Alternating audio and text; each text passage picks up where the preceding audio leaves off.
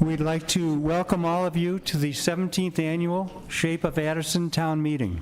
I am Jack Mensching from Itasca Bank and Trust Company, and I will act as the moderator for this forum. We are very pleased to work with all of the taxing bodies that are here for tonight's program. We hope all of you have found the previous town meetings informative and a good vehicle to have your questions asked. We are excited to have a live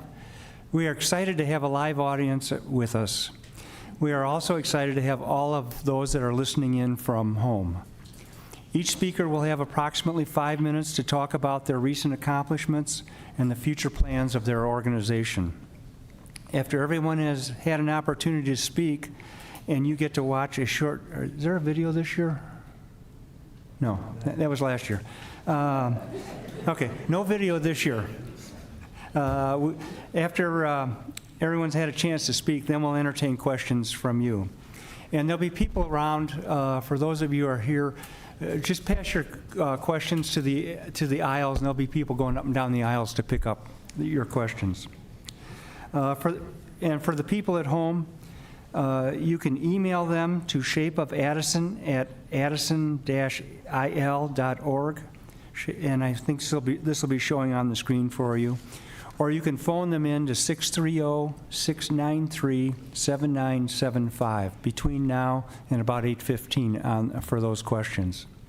I will then read the questions so that everyone may hear them and then direct them to the proper party. We'll try to answer all of your questions if time permits. The only thing is that we ask that the questions be non-political and not get personal in nature. Questions of that kind will not be read as they're not appropriate for this type of forum. I have to apologize because last year we only got through a little over half of the questions when we ran out of time, so hopefully we can answer the questions as quick as possible so that we can get through all of them. I do give the questions to each of the taxing bodies after the program, so they will get to see all the questions that do come in. There have been many exciting events and issues this past year. We should have lots of questions. We will need questions from you to make this work well. Our speakers tonight are going to be Dave Williams, Board President, Addison School District Number 4, Dan Olson, Board Vice President, DuPage High School District 88, Joe Savarino, Board Secretary, Addison Fire Protection District Number 1, Mike Capizano, Board President, Addison Park District, Christopher Padelik, Board President, Addison Public Library, Dennis Rubeletti, Supervisor, Addison Township, and Rich Veenstra, Mayor for the Village of Addison. Many of our speakers have brought people from their organizations to handle any questions which may get technical. They're all seated right over there, and they have microphones. Our first speaker tonight will be Dave Williams, President of Addison School District Number 4, Board of Education. Dave has been a resident in town for 44 years. He's been on the board for 24 years, and he's been president for the last 18 years. Dave? Thank you. First of all, I would like to thank the Itasca Bank and Trust for their sponsorship of this evening's 17th Annual Shape of Addison Town Hall meeting. Thank you also to the Village for hosting this event. Board members in the audience with me this evening are Serge Ruffalo and Zach Frankendakis. This evening, I will highlight a few of the ongoing programs and issues affecting Addison School District 4. Largely due to inflation, building renovations, and needed staff enhancements, our tentative budget for this fiscal year reflects an approximate $8 million deficit. The district is actively working on cost-cutting measures and will do everything to be mindful to taxpayers while doing what is in the best interest of students and staff. We are in the first year of our 5-year collective bargaining agreement with the Addison Teachers Association. The agreement, which was entered into this past spring, was a result of positive negotiations on behalf of both sides. The school district has not examined elementary school boundaries since 2015. We have had very large changes in some of our elementary enrollments and are now examining updated boundaries that best suit student and staffing needs. At our January 31st meeting next week, the board will be reviewing options and voting on recommendations for redistricting. There will be an optional staff meeting this Friday where administrative staff will explain several of these boundary change options. On Monday, January 29th, next Monday, there will be a parent informational meeting for anyone that wants to hear more about the proposed changes. The staff at Indian Trail has worked tirelessly this school year to reduce student discipline referrals. Due to their efforts, referrals have decreased 21% since last year. Using a local assessment tied to grade level standards in literacy, there has been an increase in the percentage of students that are working at grade level in all grade levels. I would encourage the community to watch the monthly board meetings on this district YouTube channel, which is linked to our website. And I thank you for the opportunity this evening to highlight what is happening at Addison School District 4. Superintendent Sutton and I will address any additional issues you may have during the question and answer segment. Thank you. Thank you, Dave. And I forgot, I had a short little introductory on the school district that I forgot to read, but it's got some interesting statistics, so I will go ahead and read that. Addison School District 4 was established by local residents in April of 1842. The Board of Education consists of 7 elected members of the Addison's community. The elementary school district employs over 500 people to serve the nearly 4,000 students in 9 schools.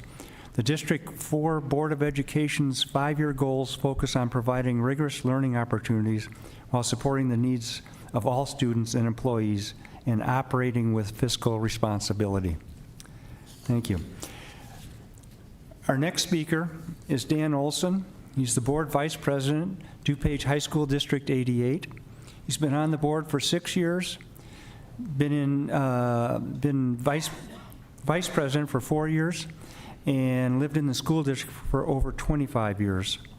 The DuPage High School District was founded in 1918 by voters approving the creation of the Community High School District for the Elmhurst Villa Park area. The high school district portion of your tax bill is 27% of the governing board's. The governing board consists of 7 elected members. Dan? Good evening.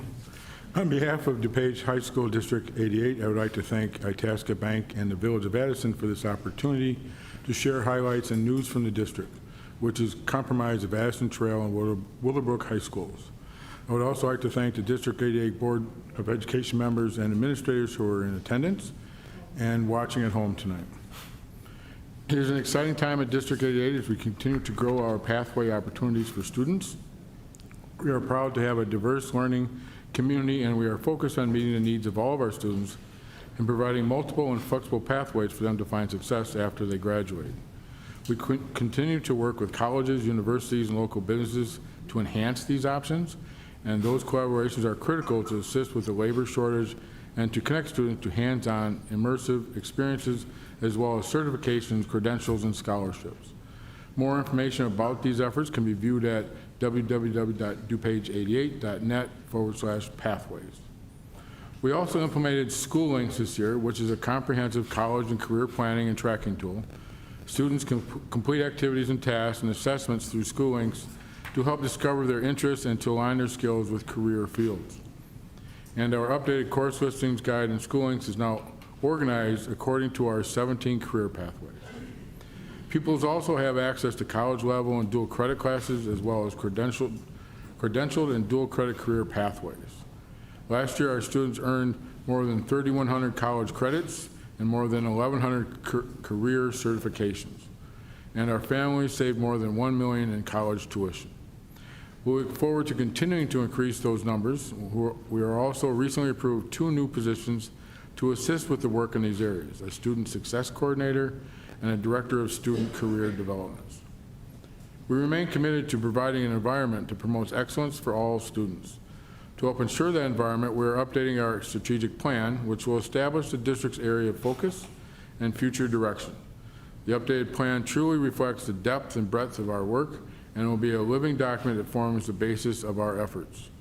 To display the content of the plan visually and to ensure it's tangible and meaningful, we also will have online dashboard. To view the plan and the online dashboard, go to www.page88.net/strategic plan flyer 2023. The plan has been reviewed by staff members, and we are now meeting with our parents as well as with the community organizations and local legislators. Our goal is to adopt and finalize version during the April 8th Board of Education meeting. We have a responsibility to be transparent with and accountable to our stakeholders, and this allows us to achieve that objective. Our students also continue to earn state and national recognitions in academics, extracurricular activities, and athletics. Highlights from this school year are so far include Addison Trail senior Alexander Addison was named as a commended student in the 2024 National Merit Scholarship Program. 33 Addison Trail seniors were named as 24-25 state scholars by the Illinois Student Assistance Commission. At District 88, more than 50 languages are spoken by our families. We embrace the diversity as a strength and an asset.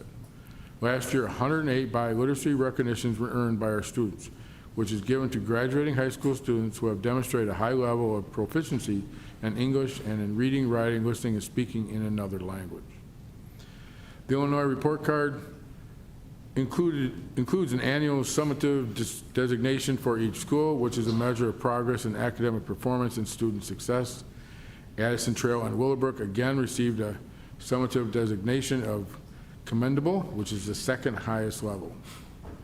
Our 4-year, 5-year, and 6-year graduation rates are above 90% and remain above the state level. Our percentage of freshmen on track to graduate is nearly 90%, and which is above the state level.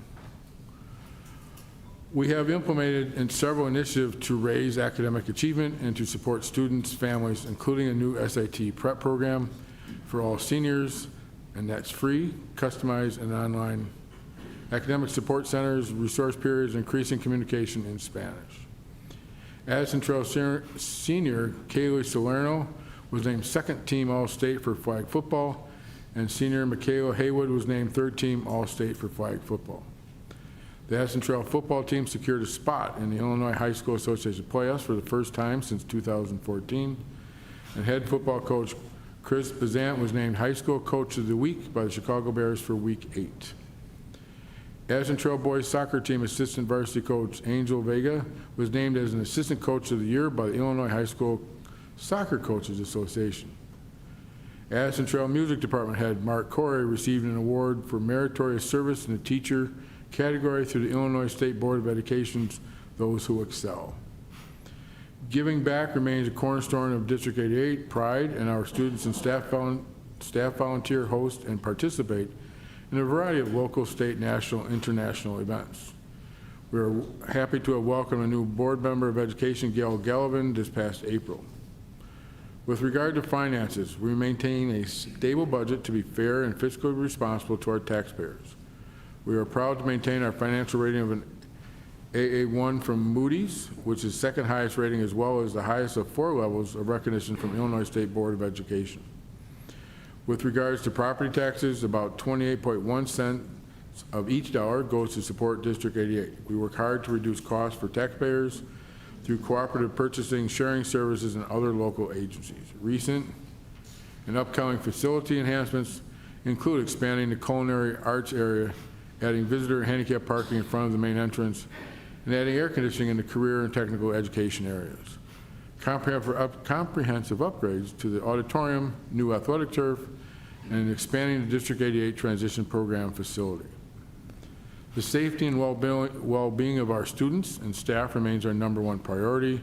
As part of that commitment, we have adopted the comprehensive school threat assessment guidelines and the standard response protocol provided by the I Love You Guys Foundation. We have also implemented Traversa Ride 360, which are buses to increase safety, communication with parents, and route efficiency. This fall, we plan to add bus cameras as well. We know our success is a result of our scholarships, and we look forward to working with the community to keep improving our schools. We love our open and transparent communication with our stakeholders, and we frequently update our website, electronic newsletter, and social media to keep the public up to date with the happenings of our schools. We encourage you to visit www.dupage88.net/communication, where you can stay connected with news about the district, sign up for our newsletter, join our social media, and so that, thank you for your continued support of the students, staff, and our entire learning community at District 88. Thank you, Dan. Our next speaker is Joe Savarino. He's the board secretary, Addison Fire Protection.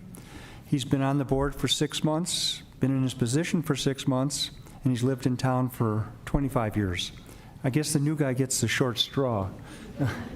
The Addison Fire Protection District was founded in 1947 by a referendum of incorporation on February 27, 1946. The Fire Protection District portion of your tax bill is 9%. The governing board consists of 3 elected officials. Joe? Thank you. Good evening, and thank you to the Village of Addison, Itasca Bank, for hosting this annual event. Like he said, my name is Joe Savarino. I serve as the secretary on the Addison Fire Protection District's Board of Trustees. Here with me tonight is Chief Eric Kramer, and in the audience is Deputy Chief Brock Harrion. And he's celebrating his birthday, so I'd like to say happy birthday, Brock. I would also like to acknowledge our board president, Charles Baxa, and our board treasurer, Mike Super. Both of them are watching from home this evening. Over the course of the last few years, the fire district has gradually seen an increase in the calls of service. In total, the district responded to 5,656 calls, which is a decrease of about 1.84% from 2022. Even with this decrease in overall incidences, ambulance calls increased with 4,027 runs versus 3,998 in 2022. This is an increase of 0.73% from 2022.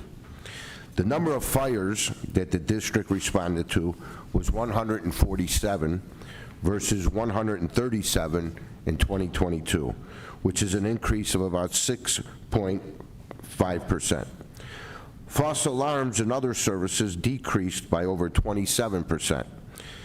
This could be directly related to the district's Fire Prevention Bureau, who works with the businesses in town to fix alarm issues that could potentially cause false alarms that are dispatched.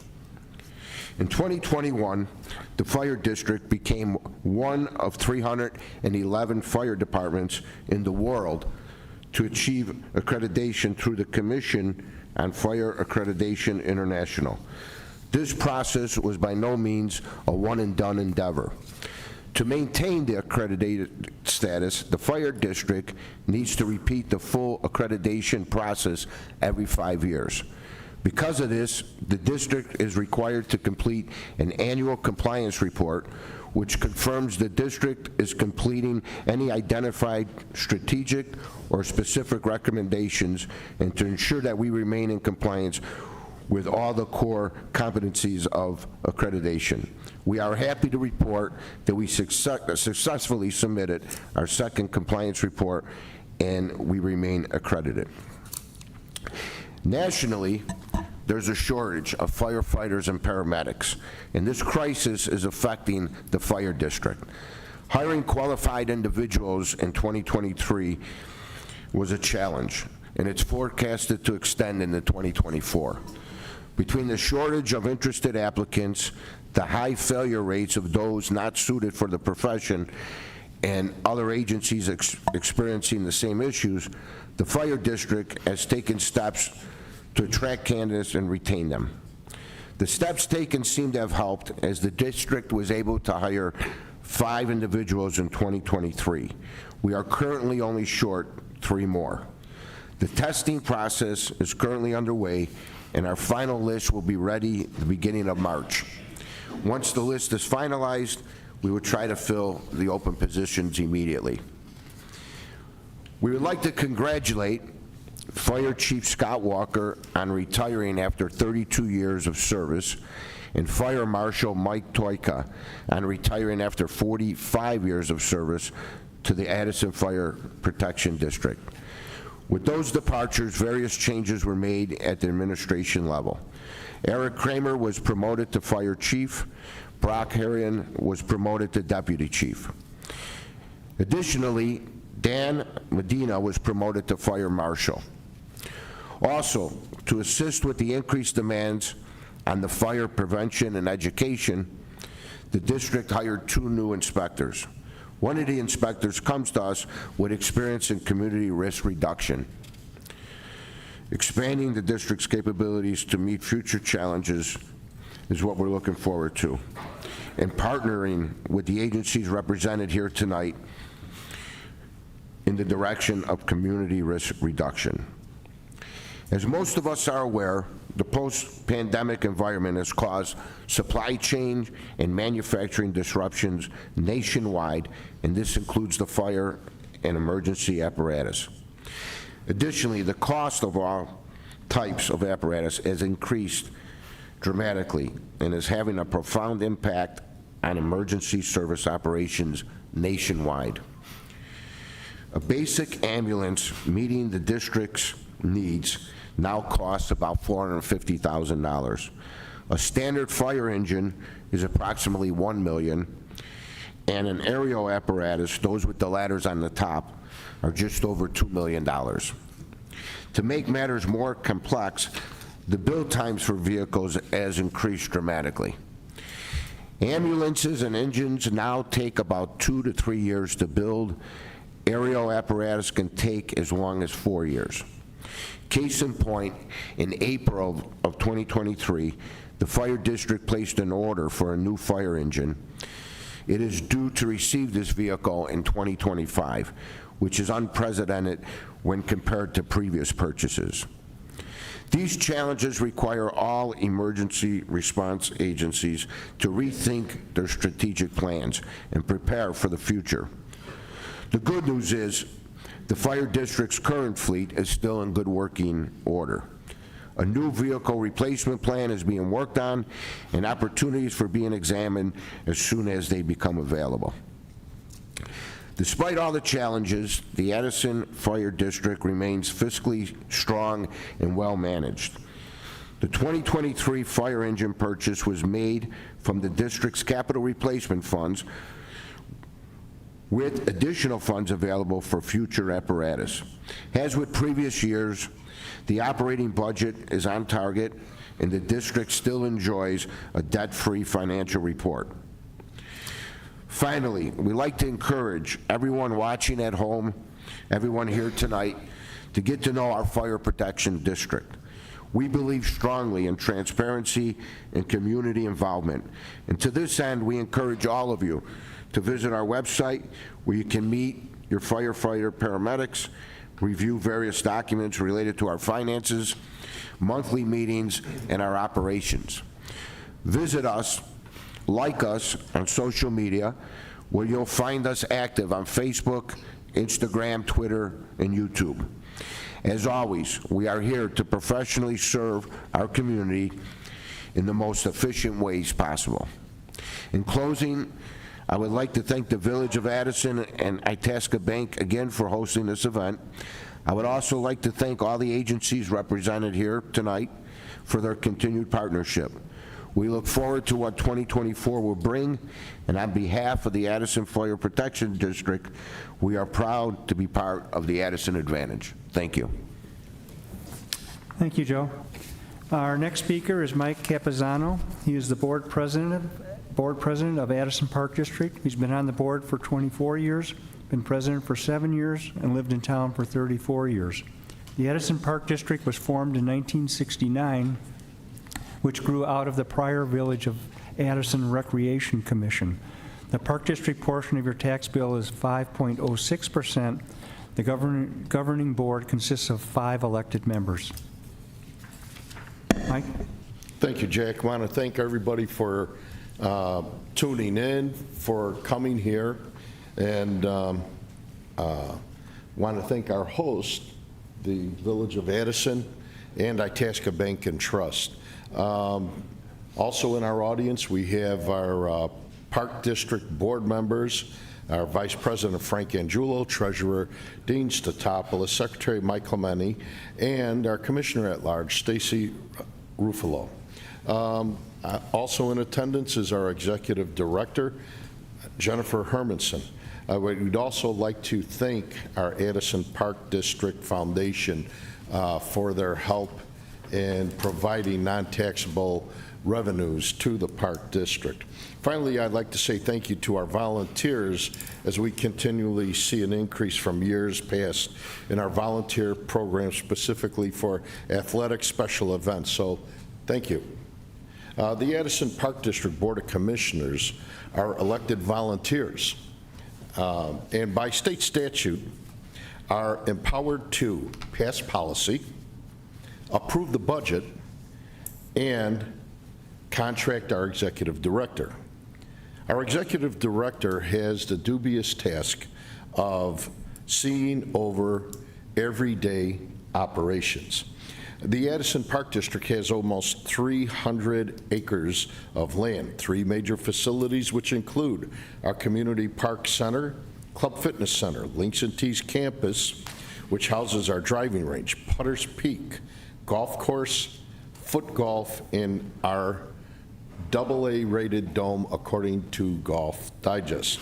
We are also a parks facility with 7 shelters, picnic areas, over 6.6 miles of walking paths, which does not include our partnership with DuPage County in the Salt Creek Greenway Trails. We have over 20 playgrounds, a splash pad, community garden, disc golf, cricket field, or a cricket pitch, and a lot more. We employ over 180 team members, and of our employees, over 100 of them are Addison residents. We have increased our outreach to the Spanish-speaking community and other ESL residents, and have increased the number of Spanish-speaking employees and as well as ESL employees. Our marketing materials are multilingual in our preschool, before and after school care, summer camp, facility rentals, and special events marketing materials. As many businesses in the area, we're still looking to hire. So if you're looking to help the community and get paid for it, give us a call at the Addison Park District. Last year, we received 2 OSLAD grants. An OSLAD grant, they are funded by our property tax transfer. It's not something which is being placed upon everyone. Whenever a new property is purchased or changes owners, that property tax transfer is put into the OSLAD grant. Our first OSLAD grant was over $396,000, and we're adding amenities to help restore Lake Manor Nature Preserve. Folks, that Lake Manor is a hidden gem in Addison. More of our Addison advantage, Mayor. It's a great area. Some of the enhancements are that will include our native plants, plantings, active equipment for adults and for youth, a fishing station, updated picnic shelter, and enhanced ADA walking path. Our second OSLAD grant in the amount of $600,000 is to enhance and add amenities at Community Community Park, which will include 4 new pickleball courts, a full-length, I apologize, 2 half-court basketball courts, enhanced pathways connecting the front of the community center to our new athletic courts and the rest of the community park. We will have new picnic areas, shade structures, and a shelter. We also received a grant to add Wi-Fi to at least 2 of our parks. Thank you, Commissioner Stacy Ruffalo. This was one of her pet projects, and I'm glad to see we got that done. Our golf dome continues to grow in popularity with the most up-to-date technology, as Top Tracer Golf is on every bay. Top Tracer technology, folks, is a program that allows our guests to monitor every shot they hit, as well as play games, play top courses from around the world with a virtual golf technology that leads to a more dynamic and fun experience. We have completed all of our renovation work to the steam room at Club Fitness. We are currently receiving bids for our Club Fitness roof, and we should be receiving those at the end of February. In addition, we're placing a new irrigation system at our par 3 9-hole golf course, and we are currently reviewing bids with our landscape engineers and engineers. As many of you know, Links and Tees par 3 is actually designed by a Links architect. You can go to other par 3s within 50 miles, you won't find a better par 3 course. We have bunkers, traps, water hazards. It's a great place to up your game or just come out with your family and have some fun. We have had over 360 events in our facility room rentals in the past year. The events can accommodate up to 300 people at our community center. Some of the events included corporate meetings, bridal showers, weddings, and of course birthdays.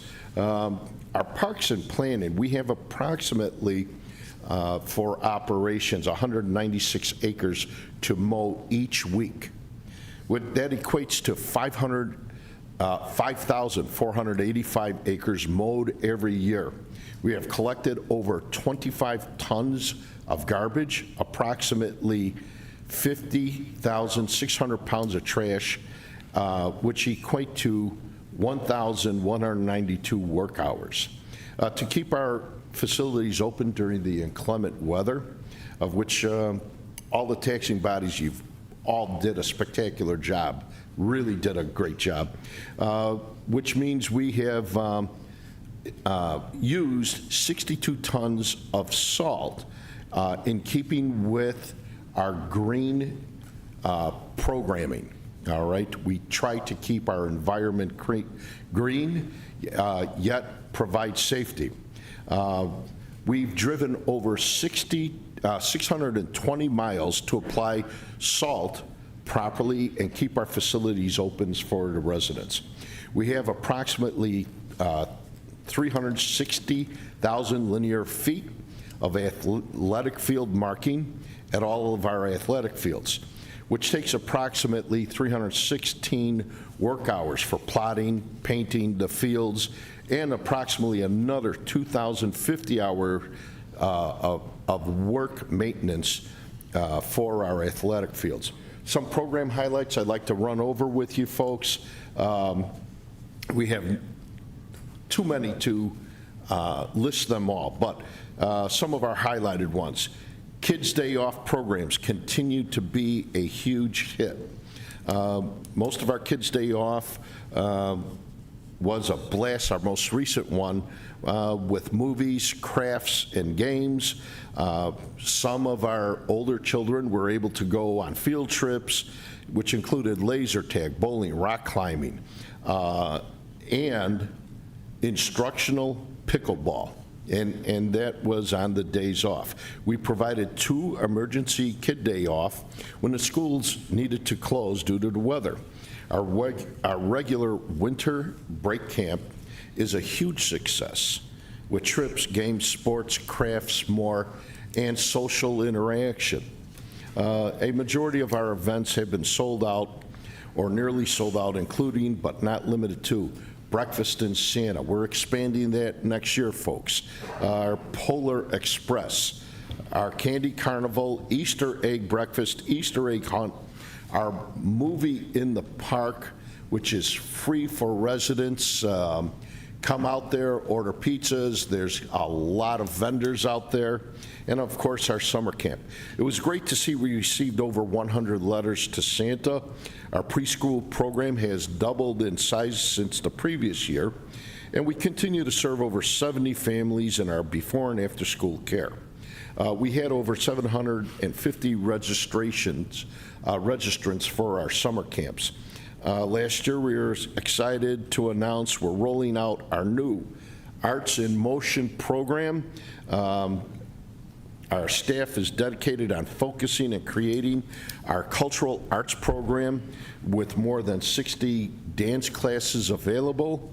And as they move on, our children out of District 4 into District 88, believe me, they have some of the finest dance programs and theater arts, bar none, throughout DuPage County. We had a fantastic dance recital held at Addison Trail. Thank you, Addison Trail. And we had our very first cultural arts summer camp this year. We did sponsor our first POW to Cancer 5K run and walk with over 193 participants.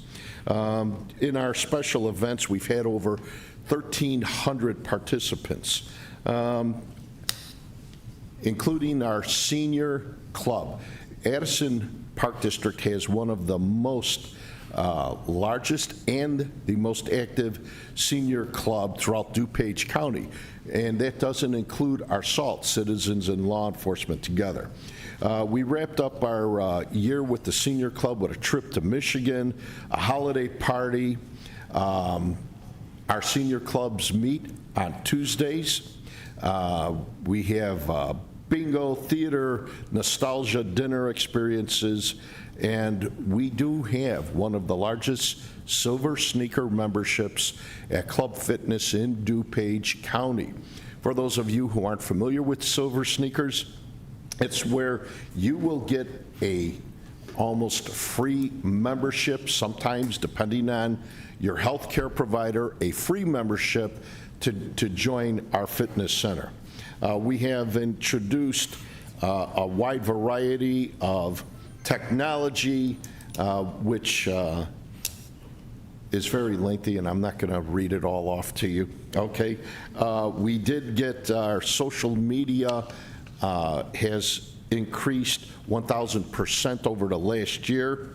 Please continue to look at our ongoing events such as volleyball open gym, adult basketball open gym, swim lessons, expanded pickleball program for clinics, drop-ins, tournaments for beginners, intermediate, advanced level, group fitness classes, before and after school care, kids' day of fun. Based on the feedback and demand, we're continuing to add youth and adult programs and services, athletic and non-athletic activities. So please go online, find the right program for you and your family. Rentals at Community Center, go fast, reach out to book your next event. And with that, you can always find us online at addisonparks.org. Thank you. Thank you, Mike. Our next speaker is Christopher Padelik. He is the board president of Addison Public Library. He's been on the board for 2.5 years. He's been in the president for 9 months and lived in town for 35 years. In 1962, the village board approved a referendum request to establish a tax-supported library. The voters of Addison passed the referendum with a vote of 437 to 69. The library portion of your tax bill is 5.5%. The The library board consists of 7 elected trustees. Christopher? Thank you. Thank you to the Itasca Bank and Trust for sponsoring the Shape of Addison once again this year, and to the Village of Addison for hosting us. I'd like to recognize my colleagues on the board, some of whom are here in the audience: Rob Lyons, Matt Moretti, Sophia Neary, Mary Piscopo, Donna Reboletti, and Ruben Robles. Also with us this evening is our library director, Mary Meggio. Since the pandemic, we continue to welcome the Addison community back to the library. In 2023, we saw a notable 12% increase in library visits, totaling 155,383, an average of 443 visits on any day we're open. We engaged with over 35,000 patrons at library programs, both within our library and out in the community, ranging from story times to technology classes to pop-up libraries with our book bike. We issued 1,763 new library cards in 2023, connecting even more community members with the resources and opportunities available with your library card. Our Library of Things collection expanded in 2023 with many great new additions. We recently introduced an American Sign Language kit, and our most popular Library of Things items this year were our hotspots offering mobile internet access, as well as popular technology items like the GoPro camera, mini projector, outdoor movie screen, and Canon digital camera. The Library of Things collection is located on the second floor of the library, and items are available for checkout to all Addison Public Library cardholders. While we are always refreshing and adding new online resources, 2 of note that we added this year were LinkedIn Learning and Fiero Code. LinkedIn Learning offers thousands of on-demand, expert-led video courses aimed to strengthen business, technology, and creative skills for professional and personal development. Additionally, the introduction of Fiero Code has brought an exciting dimension to our online offerings: a free interactive learn-to-code software for children ages 8 through 18. Participants learn computer programming skills through a series of tutorials and work towards building websites, video games, phone apps, animations, and more. This August, with our Addison Resources Connect partners, the library hosted a successful back-to-school resource fair, providing school supplies to approximately 300 students through generous donations from Walmart, Target, Kiwanis Club of Addison, the Addison Fire Protection District, and community members. The event included tables hosted by local agencies and nonprofits such as Hamdard Health Alliance, DuPage County Health Department, Metropolitan Family Services, YWCA, and Addison Partners for Play, Learning, and Education. In total, we estimate 950 people attended the event.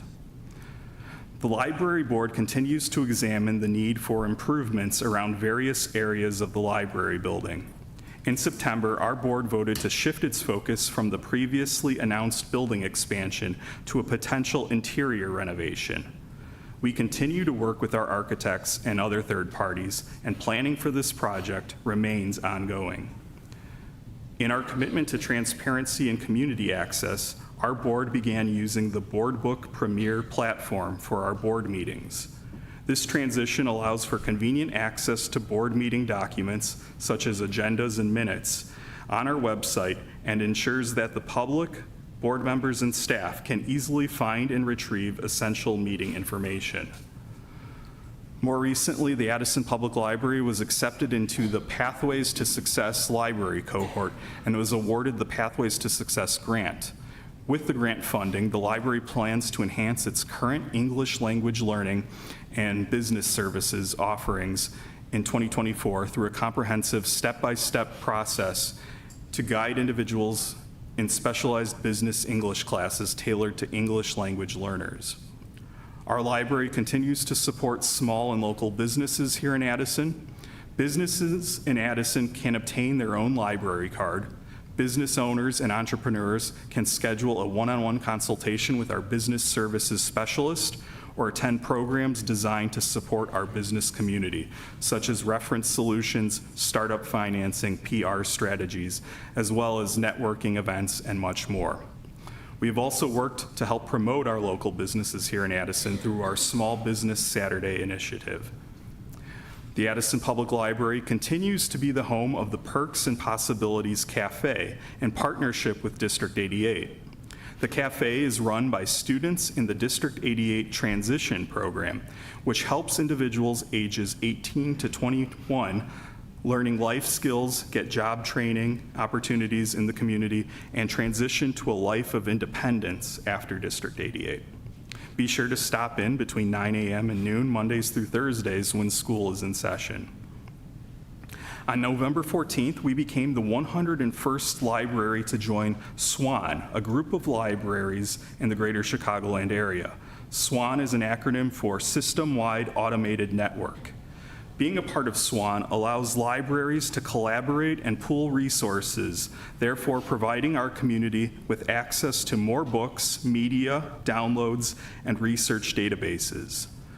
The benefits of joining SWAN are extensive. Patrons now have the access to an impressive assortment of over 1.5 million titles and 8 million materials in the online catalog, including a diverse collection of materials in 98 different languages. Addison cardholders can visit any of the 100 member libraries and seamlessly check out materials with their Addison Public Library card. The closest SWAN library beyond Addison is Bensonville, and the furthest, the Beecher Community Library, some 45 miles away. Requesting items is now easier and more convenient with faster delivery. Materials from SWAN libraries can be sent to Addison for pickup, or holds can be sent to any other SWAN library.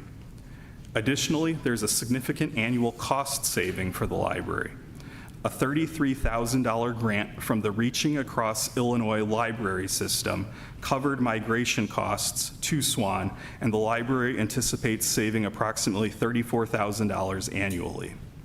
By joining SWAN this year, we significantly expanded to a large collection of resources and secured a sustainable and efficient future for the library. We look forward to showcase the benefits of SWAN to our community and patrons. We invite everyone in Addison to visit our library. Whether in person, online, or out in the community, we encourage you to explore the many ways you can use your library card. We would like to take a minute to thank our charitable organization, the Friends of the Addison Public Library. Their contributions not only help the library fund special programs and initiatives, like the books we distribute at outreach events and this year's holiday decorations throughout our building. Their support through volunteering and advocacy plays a vital role in advancing the library's mission. We are equally thankful to our exceptional community partners who actively collaborate with the library to serve our community and promote the great many offerings the library provides. And lastly, thank you to the community of Addison for your continued support of the library. Thank you. Thank you, Christopher. Our next speaker is Dennis Rebeletti. He is a supervisor of Addison Township. He's been with the township for 7 years, been supervisor for 7 years, and lived in town his whole life. Previously, he was an Illinois state rep for representing the Addison area. Addison Township was settled in 1833. Township government is one of the oldest forms of government in America. Addison Township is one of 9 townships located in DuPage County. The boundaries are north of North Avenue, south of Devon, east of Route 53, and west of County Line Road, encompassing most of Addison, Itasca, and Elmhurst, all of Bensonville and Wooddale, and parts of Lombard and Villa Park, so it covers a lot of area. The board consists of a supervisor, clerk, assessor, highway commissioner, and 4 trustees. These positions are all elected. Addison Township receives 1.6% of your personal property tax bill. Dennis? Thank you to Itasca Bank and the Village of Addison for inviting me to the Shape of Addison. 3 things I want to point out to you of what's going on at the township. Before I go into the other things that we are statutorily have to do, that being general assistance, the assessments, which you all have received your quadrennial, as I call it, that's the old timers say that, but your general reassessment every 4 years, and we take care of the unincorporated roads throughout the entire township. Three things I want you to think about that are going to impact everybody in the township. Addison makes up probably about half of the township, one. But number one, we opened up Secretary of State office the day after Thanksgiving, after Secretary Janulius contacted me November 8th, and he was there a couple days later, and we were able, with the help of my staff and my all of my staff, between our administrative staff, to work weekends and holidays throughout my, you name it, all of them stepped up to open up what is the first road test center in the state of Illinois. Now, they call it a pop-up center. It's supposed to be temporary. Having worked for the state for a portion of my life, nothing in the state of Illinois is temporary. Like the temporary income tax you guys may have heard about, or the tolls that are also temporary. First, they wanted to come to us for 6 months. Then I got a lease for 1 year. And as I've talked to the secretary and the staff that works there, and most of them live within DuPage, it's already one of the most successful pop-ups, and you've heard about them in Westchester and some of the other communities. It's one of the most successful and attended centers in the entire Collier counties. At that road test center, you can do your road test, renew your driver's license, buy new stickers, and we're working with the Secretary's office to expand that to allow for more senior appointments and to help all of our township residents access it in a very quick and efficient way. That is a huge win for this community and for all the communities. That means our seniors, our disabled, our folks don't have to travel to Lombard. If you've been to the Lombard facility recently, it's pretty run down. It's in pretty bad shape. Otherwise, you're going to Elk Grove, you're going out to Elgin. And so if you come, I invite you to come by and see it. If you need assistance, you can call my office. We work with them to get appointments.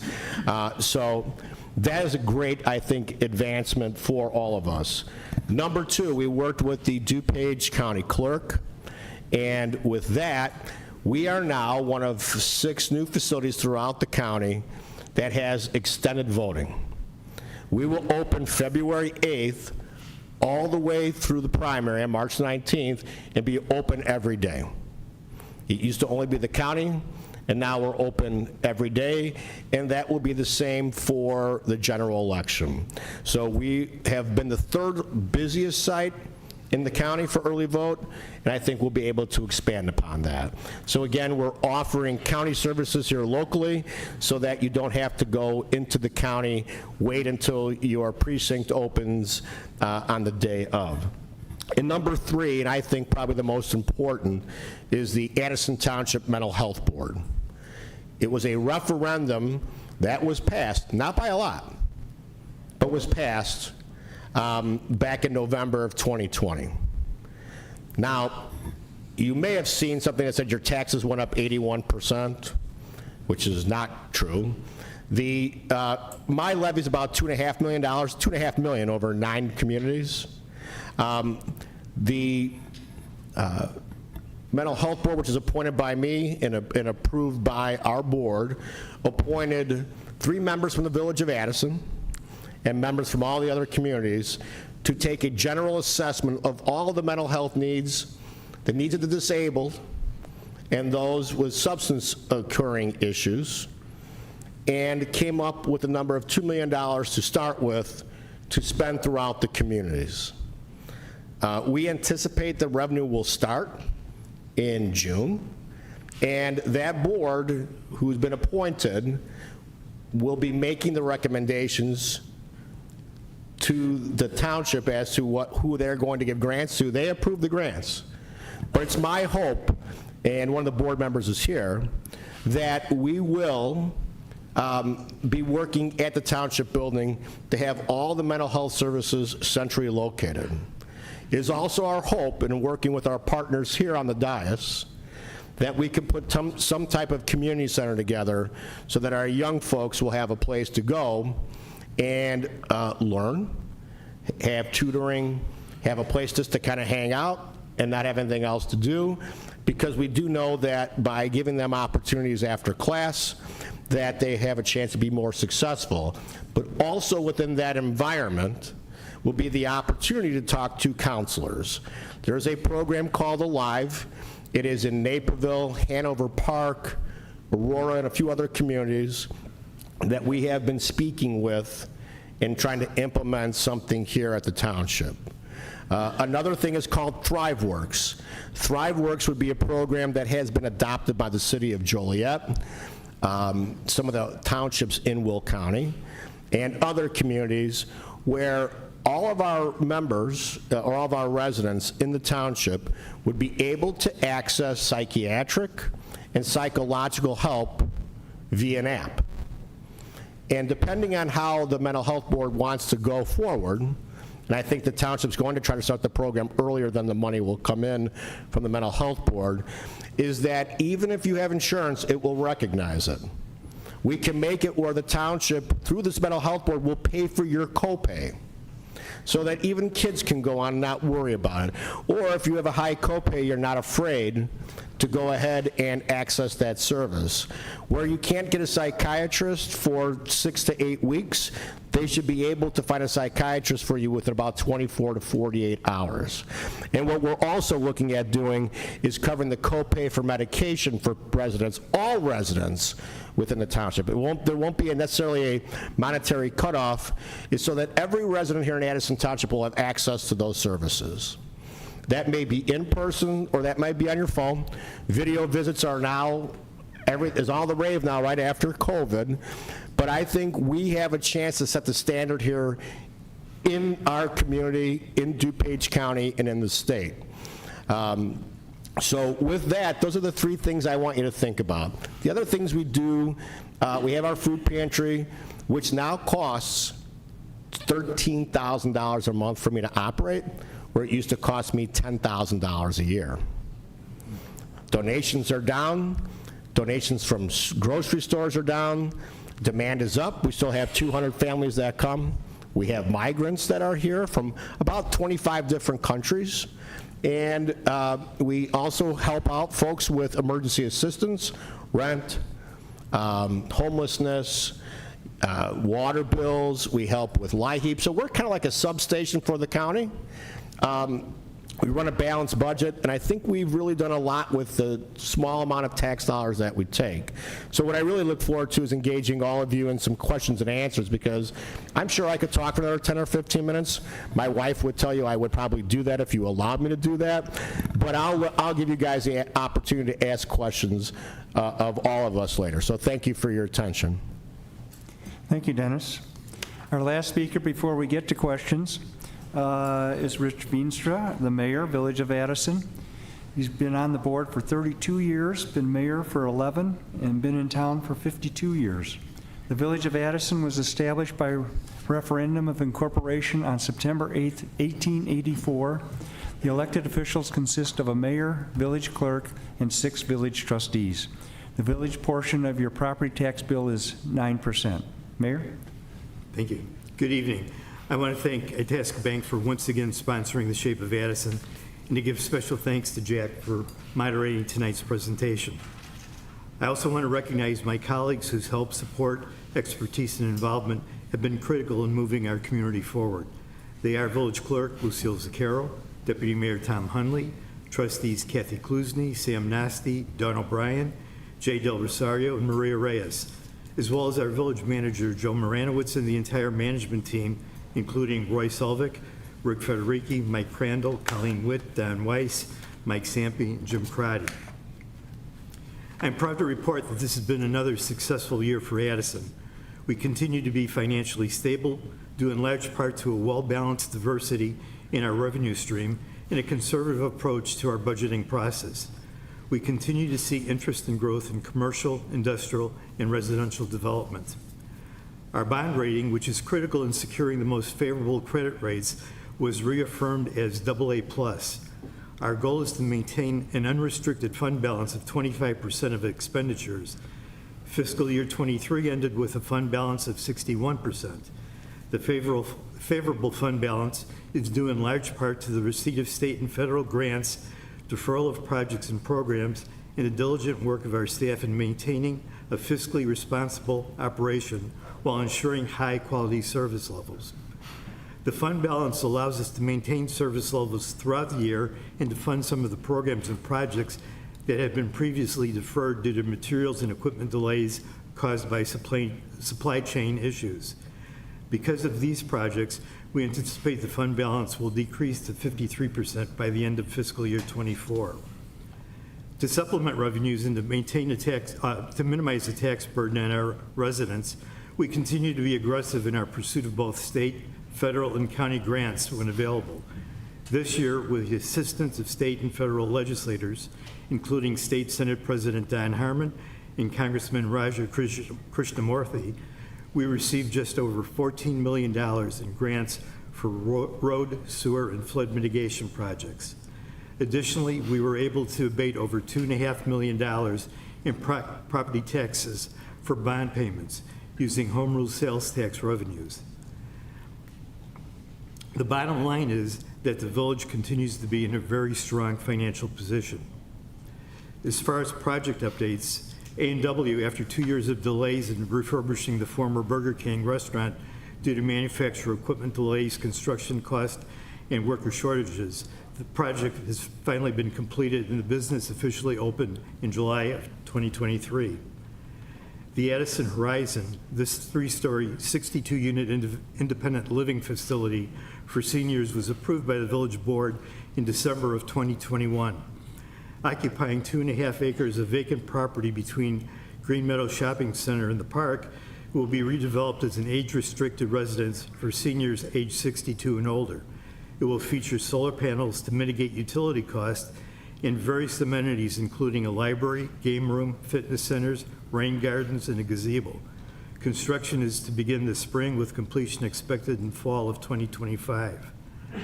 1000 North Rolling Road, the old Fuddruckers, a building permit was issued in March of 2020 to completely renovate the interior and exterior of the building, including major site improvements with the intent of opening a new restaurant and banquet hall. The owner delayed the progress by working outside of permitted plans, causing the village to issue a stop work order until the project came into compliance. Continued violations resulted in the village issuing multiple citations to the owner. The permit was recently closed and the property has been sold. The new owner will be using the property as a religious institution and community center. 50 South Fairbanks Street, the Misner Group. In July of 2021, the village board approved a planned unit development to construct a 78,000 square foot warehouse facility at the former Ray Graham property at 50 South Fairbank. Construction has been completed and a temporary certificate of occupancy has been issued. Professional Parts Group, a distributor of parts and supplies to the auto industry, has applied for a business license. At the request of residential neighbors and with the encouragement of the village, the developer recently installed a privacy fence separating the industrial development from the neighboring homes. The project is now 99% completed. Calvary United Pentecostal Church. In December of 2022, the village board approved the annexation and expansion of Calvary United Pentecostal Church property located on Army Trail Road.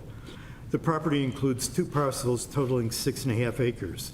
The church is proposing to construct a 14,000 square foot addition with seating for 369 people and expansion of the existing parking lot.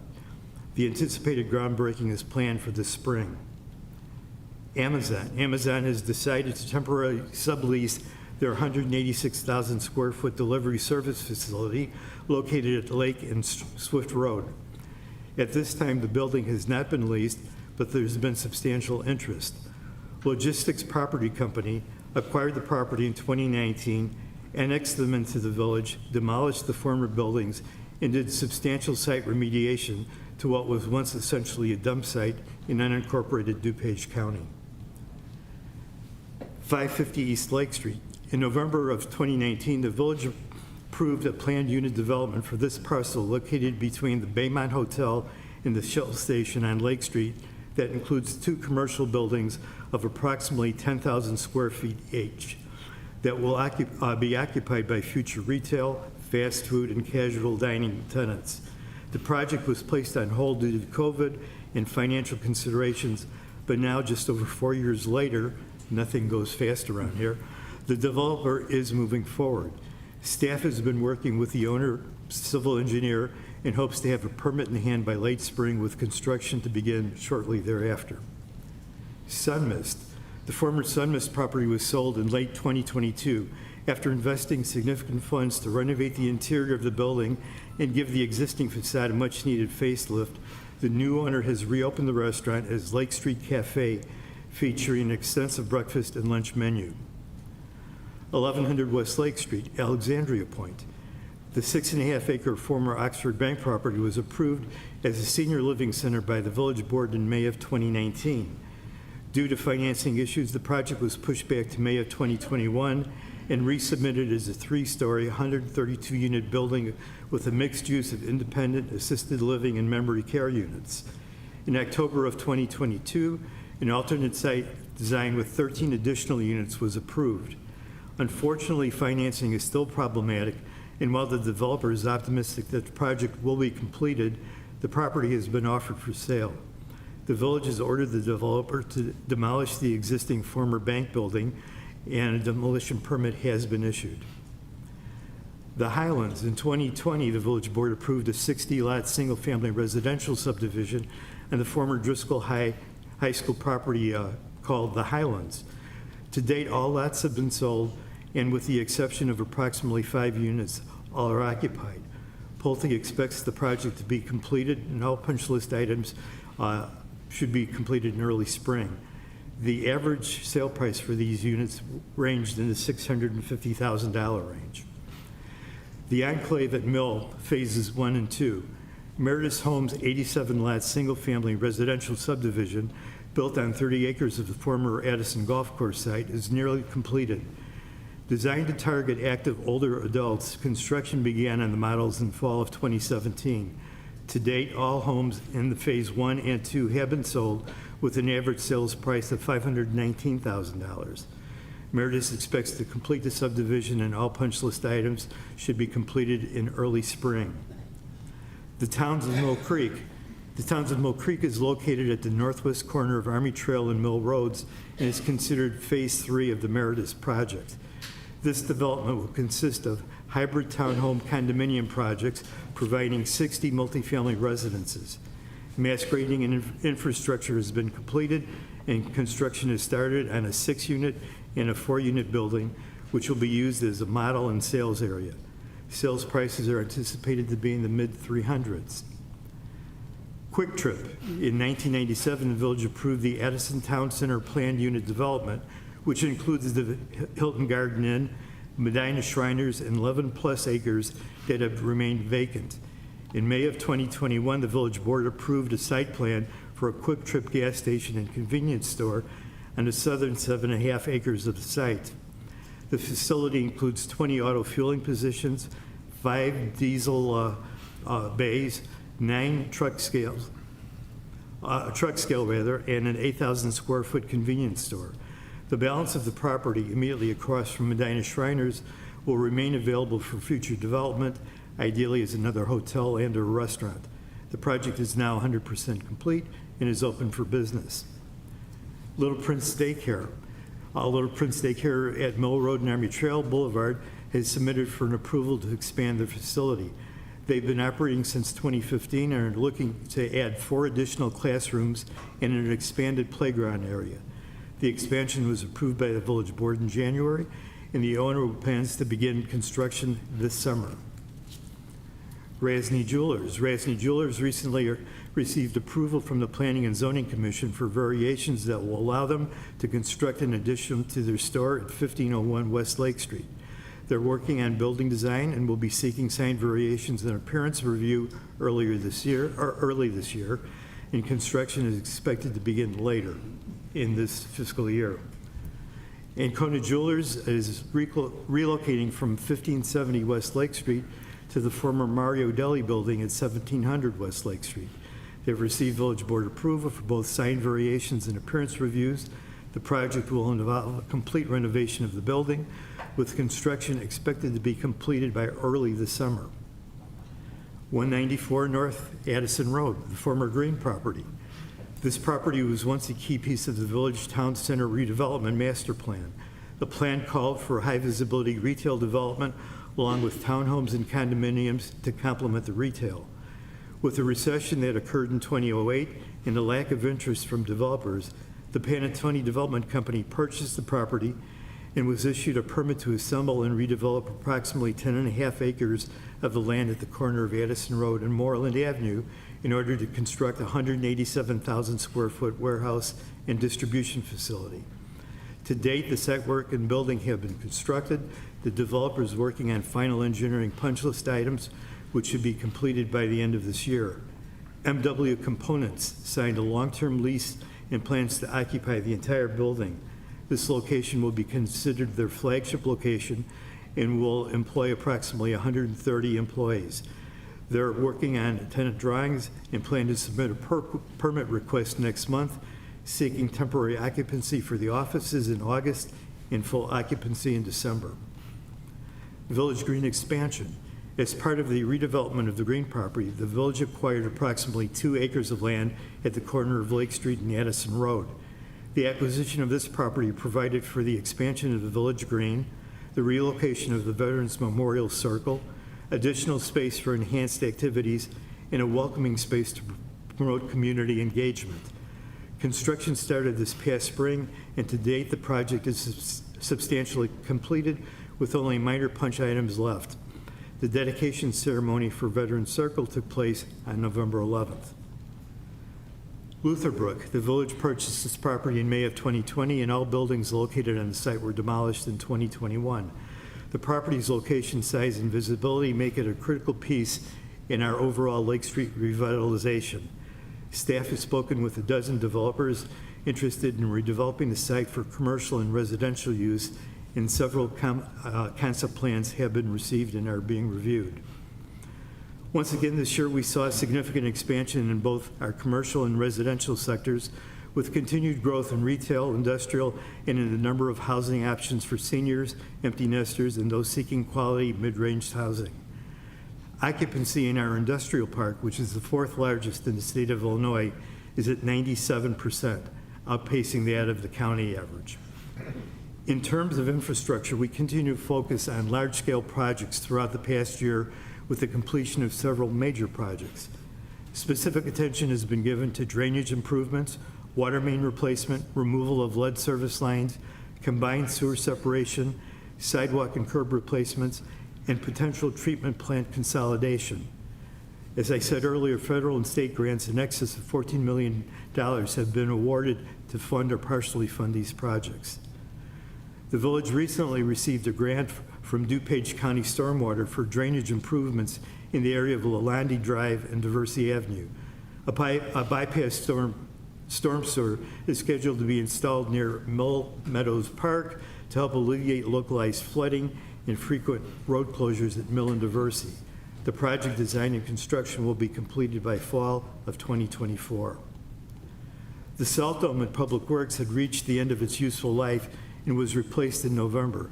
The new salt shed has additional storage capacity so that an entire season's worth of rock salt can be stored on site. The storage facility also provides salt storage to many other agencies, such as the school districts and park district, where bulk purchasing can keep down the overall cost to the taxpayers. The past year, an additional $300,000 was allocated for sidewalk replacement throughout the village, almost doubling the amount expended annually. Working with the contractors, the village replaced an extra 1,700 sidewalk squares throughout the season. The village held 2 special recycling events at Addison Trail High School that provided residents with the opportunity to recycle electronics and many other household materials, including hazardous wastes. In addition, free shredding services were provided. Over 400 residents participated in each of the 2 events, and the next event is scheduled for Saturday, April 13th. Providing a safe environment both for residents as well as for business is a prime responsibility of the village. This past year, the total reported crimes decreased by 9% as compared to 2022. And most significantly, index crimes, which include serious property and violent crimes, decreased by 28.6%. The Addison Police Department and the Addison Consolidated Dispatch Center continue to be recognized for their efforts and quality of their work by the Commission on Accreditation of Law Enforcement Agencies, awarding the Police Department's certification with excellence. This ranks Addison in the top 4% of accredited policing agencies worldwide. Late in April of 23, Chief Bill Hayden announced his plans to retire and relocate to Florida after 40 years of dedicated service to our community. Because of his leadership, we have been able to develop a deep bench of skilled leaders in our department, and promoting Deputy Chief Roy Selvig to the office of Chief of Police was an easy decision for me and the board. Congratulations, Roy, on your new position. Building community. Our work.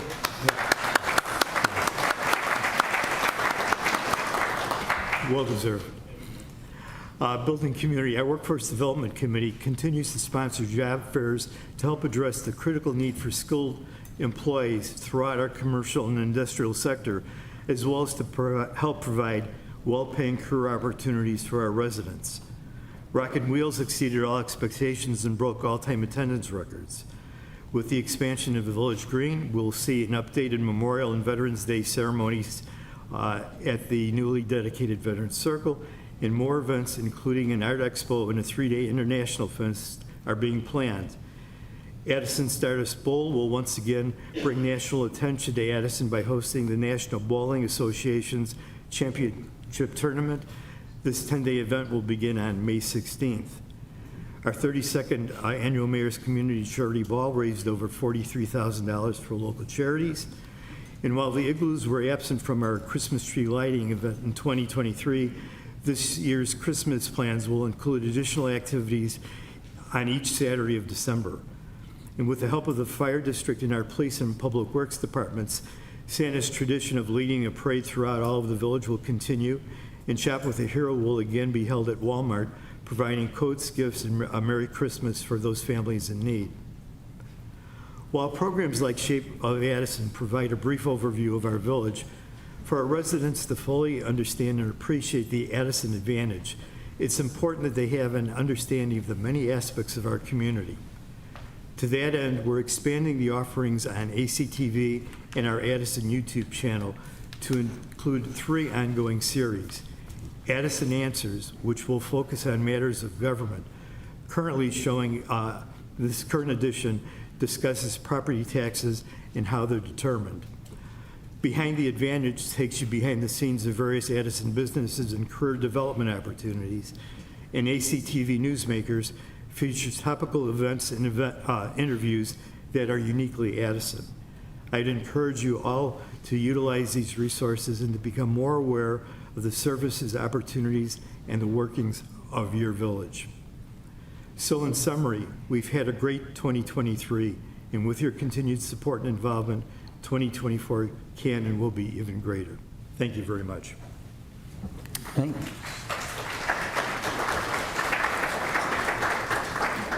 Thank you, Mayor. Sounds like nothing's going on in town. Yeah, wow. Addison's a happening place. There's a lot of stuff going on. I've got a lot of questions. We got a lot from people from home also. The people from home write a lot more than the people here. Our cards are small. So I'm going to summarize some of these a little bit, and if we hit questions that have already been answered, you can just say we've already talked about, or if you want to embellish on your answers, you can do that also. First one is to the Park District. And it's a few concerns and questions that they have. They like the facilities. Said they joined the pool about a year and a half ago. They enjoy swimming and exercising in the pool. The only problem they have is they feel there's a high level of chlorine and chemicals that are used in the pool that aren't good for your lungs or breathing. They're so strong it actually burns my nose. Is there anything that can be done about that, or is that just required levels? Thank you for your question. As a matter of fact, the Park District has a very, very small trace amounts of chlorine, and what people smell in pools are chloramites, all right? We installed an ultraviolet filter in the pool system at additional expense, actually very, very high. It's costlier than just providing the chlorine and chemical-based program that most pools do have to knock out the chloramites. So again, the UV filter that we do have in there reduces the amount of chemicals. Jen, do you want to expand on that? No, I think you have it covered. The only thing I would add would be we do check all of the required chemical amounts throughout the day, so it's not even just once a day. We do check them throughout the day to make sure that they are at their appropriate levels. If they weren't, we wouldn't be having the pool open to the public. And one more thing. All indoor pools, you can go to any other indoor pool, and it's the chloramites that you're smelling, that you're feeling in your eyes are substantially higher than here. We do have the lowest chloramite levels probably in about 30 miles. The problem with indoor pools, the sun, the ultraviolet rays of the sun do kill the chloramites. They knock out the chloramites. Being in an enclosed area such as our pool area, you will get chloramites. So I hope that answers your question. And there's, for the Park District, there's a few more things here, and I'll try to summarize these, and then you can answer all at the same time. They would like to use the sauna and the steam room, but they're not comfortable because it's a male and female at the same time. And they were wondering if it's possible to have separate times where each sex could use it. They would like to see different variety types of classes in the evening, and also classes for beginners in the evening. And they go to the gym early in the morning, and they must be one of the first ones there in the mornings. And things like the bikes aren't plugged in, and the pedals aren't attached, or they're loose, and that. They're wondering if the staff could do that. It's a cleaning crew, I guess, that does that. But if the staff could look at that before people get there, it would save time. And more importantly, I guess, when they've asked at the front desk to speak with a manager, I'm told that they will send an email to him, but they never get a response back.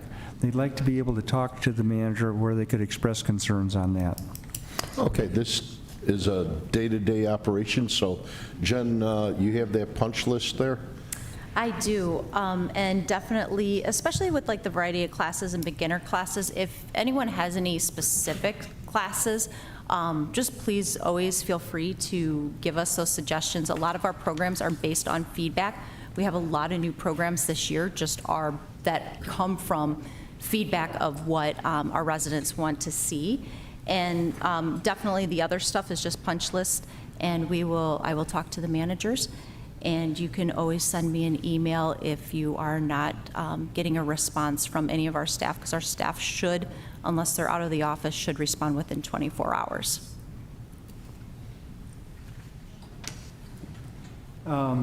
This is for everybody up here.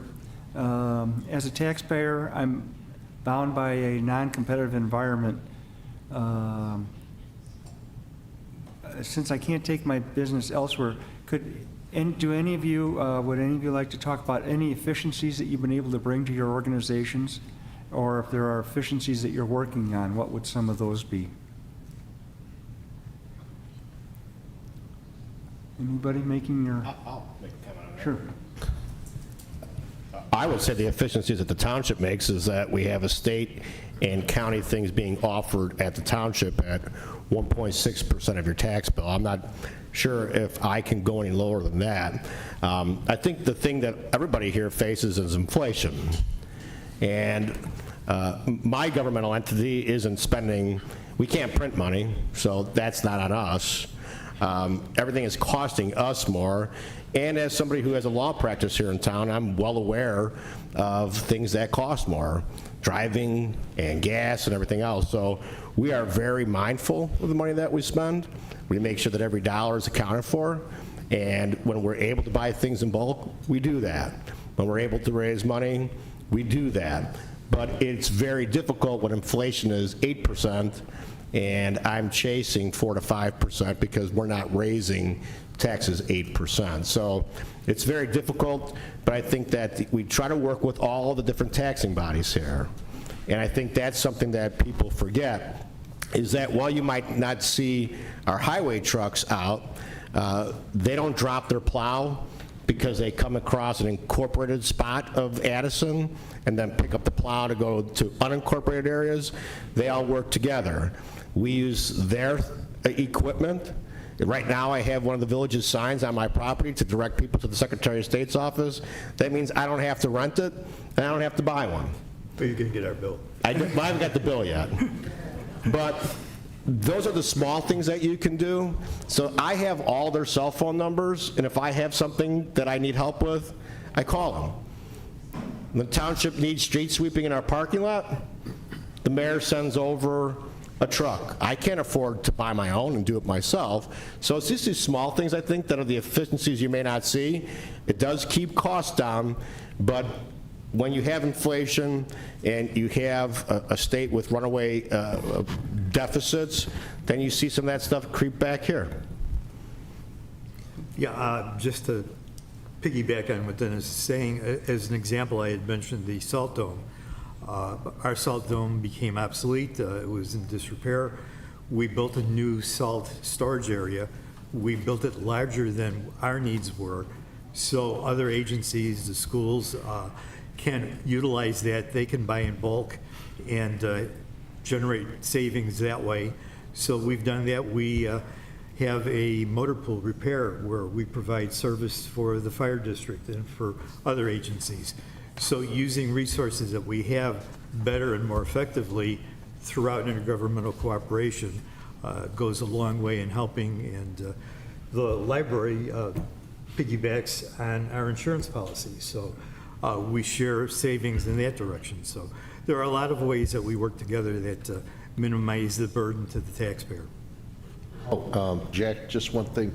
I think this question is better served by contacting the individual taxing bodies separately, because the list of efficiencies that we have, the behind-the-scene things, the intergovernmental agreements that we have, the, if you will, handshake and just building a better Addison, I think it would be well served for you just to contact us individually, and we'll be more than happy to share that with you.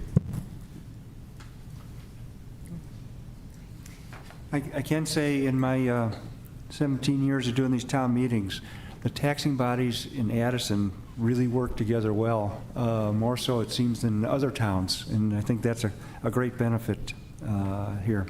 This one is for the township.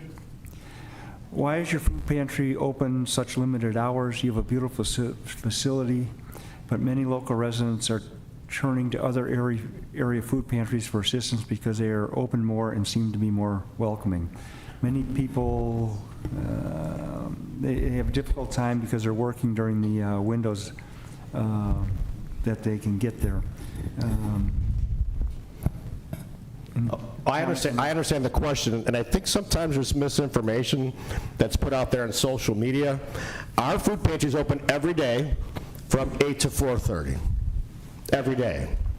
We distribute food once a week from 9:30 to 10:30.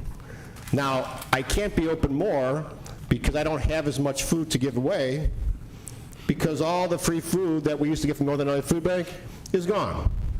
When I used to be able to spend $10,000 of your money plus donations to take care of things, I now spend $144,000 to take care of it. So we are working with distributors.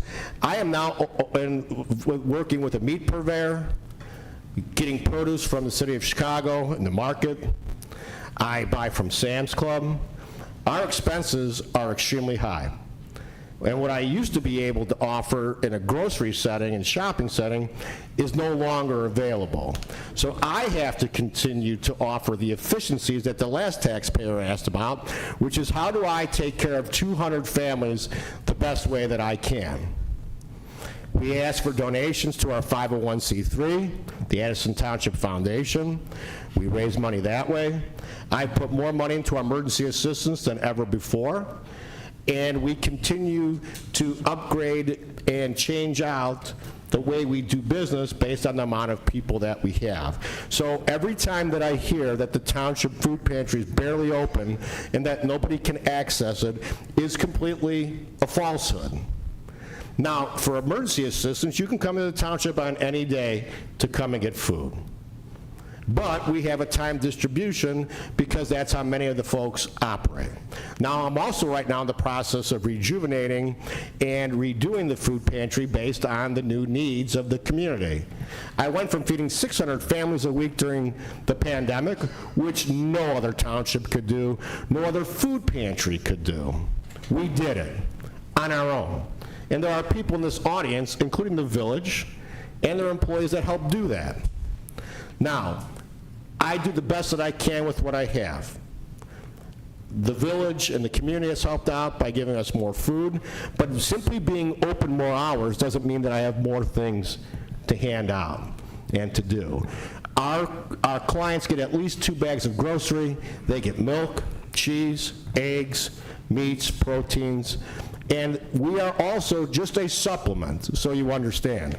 Now, you can also turn to the federal government and ask them, and ask President Biden why he cut SNAP benefits, which puts more people, excuse me? I'm sorry, I'm calling out what happens. SNAP has been cut, which means more people come to the food pantry.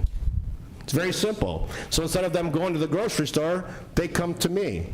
I have more people that come to us from out of the township looking for help because they can't get help in their own township. So we do everything we can to make sure that nobody's going hungry in this township.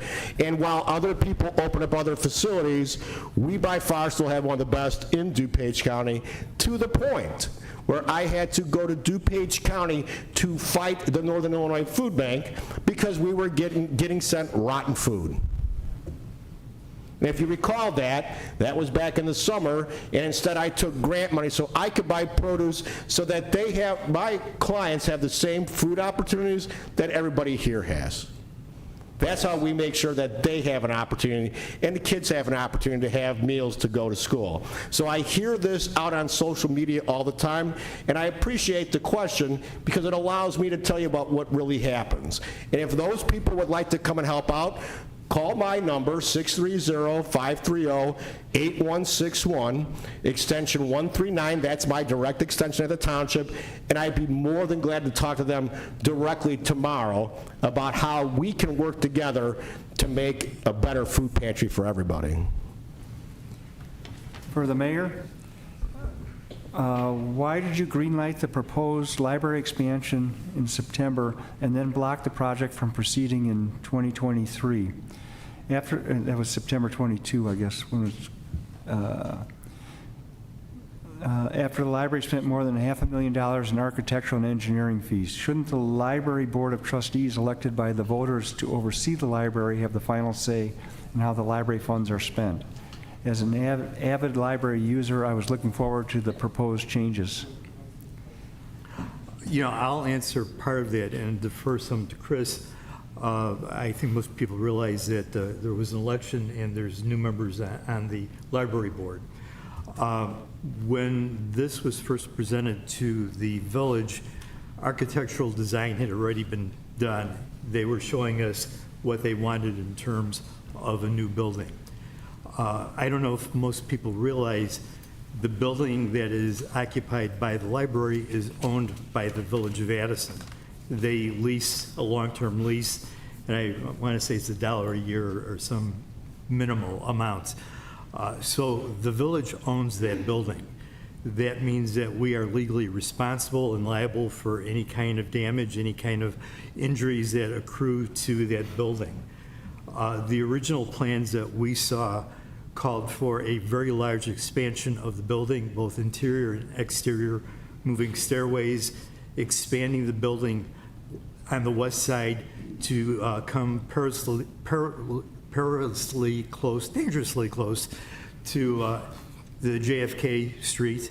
There were plans to put a playground or a play area that was separated from the JFK roadway by shrubbery. There was an exposed second floor play area, meeting area that was intended for the adolescents. Second floor, adolescents, open area. A lot of risks, a lot of issues that we were concerned about. We asked for modifications.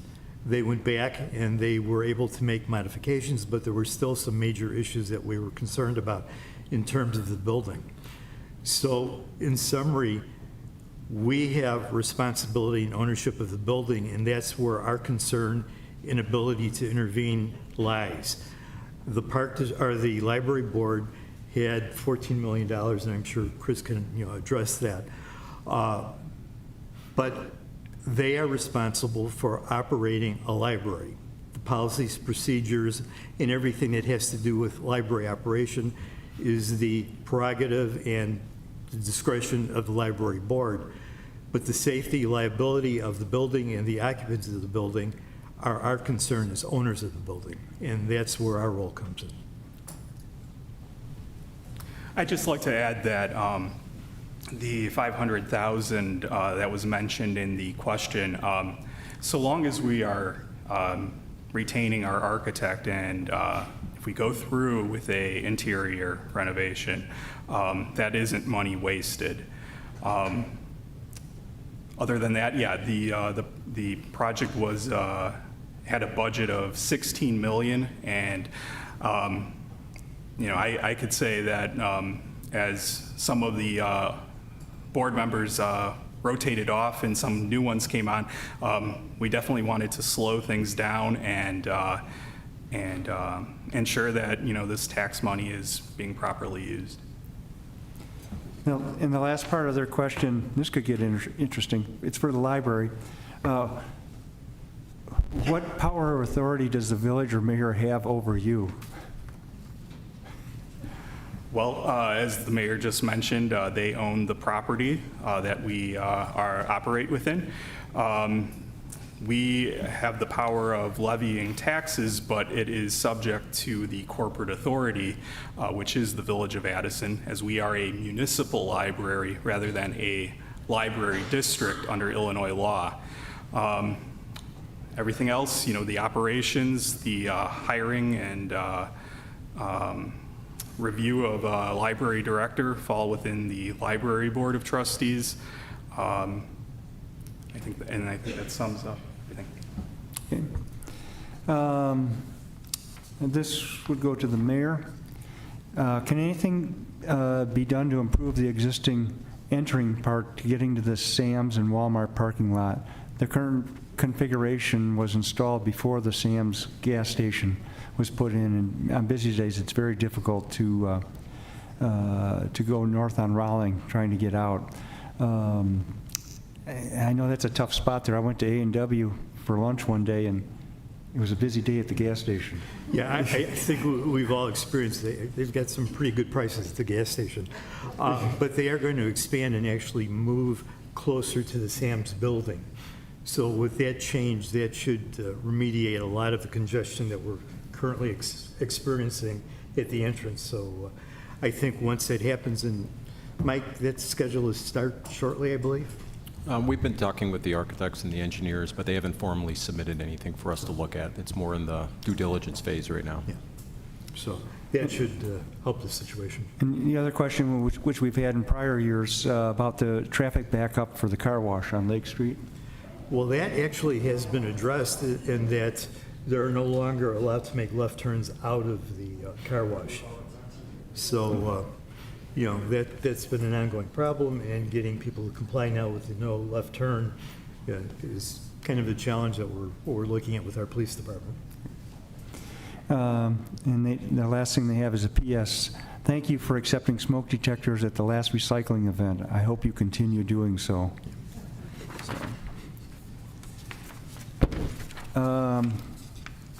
This one gets quite lengthy, so I'm going to really summarize a lot. But these questions, as they're written, will go to the different areas. This one, they talk about, one is the noise level from the expressway adjacent to Byron Park is extremely loud. The sound barrier is inadequate. The conditions in Byron Park, they go into grass, leaves. Condition of the walking paths, it needs a lot of work or improvement over there. And we'll stop there and I'll get the rest later. But, yes. So I would imagine that's for the Park District. There's nothing we can do about sound barrier. That's the state of Illinois. As far as ongoing maintenance with regards to each individual park, we do have a plan in place. It's a rotating plan of improvements to the individual parks. As far as leaves blowing, was that part of the question? Pardon? What part of the question was there's leaves blowing around? Yeah, maintenance of getting leaves up and leaves along the fence line. Garbage accumulates along the fence line. Walking paths in poor condition. Oh, okay. Jen, do you want to explain why Sounds like the wind is blowing everything to the fence line. there's leaves in parks? All right, you guys aren't helping me answer this without a smile here. I think that if there's any safety hazards or anything like that, please report it immediately to our Parks Department. Most of you are out there, you know, a lot more than we are every day utilizing the park. And so if there is a hazard or if there's grass on the pathways or leaves, please, our Parks Department will respond and help out with anything like that. And then anything specific to any parks, every year we're trying to apply for grants so that we can fix a lot of the capital issues, such as pathways and everything else that is structural sound. But please reach out to our Parks Department and they'll help you with, you know, if there is any safety issues or anything in the way. Thank you. I'd like to address the cause of not leaves, but you're talking debris, probably trash, right? Yes. Let's talk about the cause, not the symptom. The cause are people littering, not taking pride, not taking ownership, all right? I'm proud of our community. I love Addison. I've coached at AT 18 years. I love our kids and the families. I believe you all do too. But with that, the cause of the symptom is people not caring. And we see it all the time. We see it by the acreage by the Jewel. We see it at our Green Meadows Park. It's a cause, not a symptom. What we have done is we get volunteers. Besides our annual Park Pride, where our volunteers come in and put in hundreds of hours in improving the parks without taxpayer-funded hourly workers, all right? We also go to the sheriff's office. The sheriff has the SWAP, which is an alternative program for people who can't pay their traffic violations. And we've We've addressed that at Byron Park, as a matter of fact, and we've gone all the way from, during the summer, from Byron and Addison, all the way through along the fence line to Millen, which is,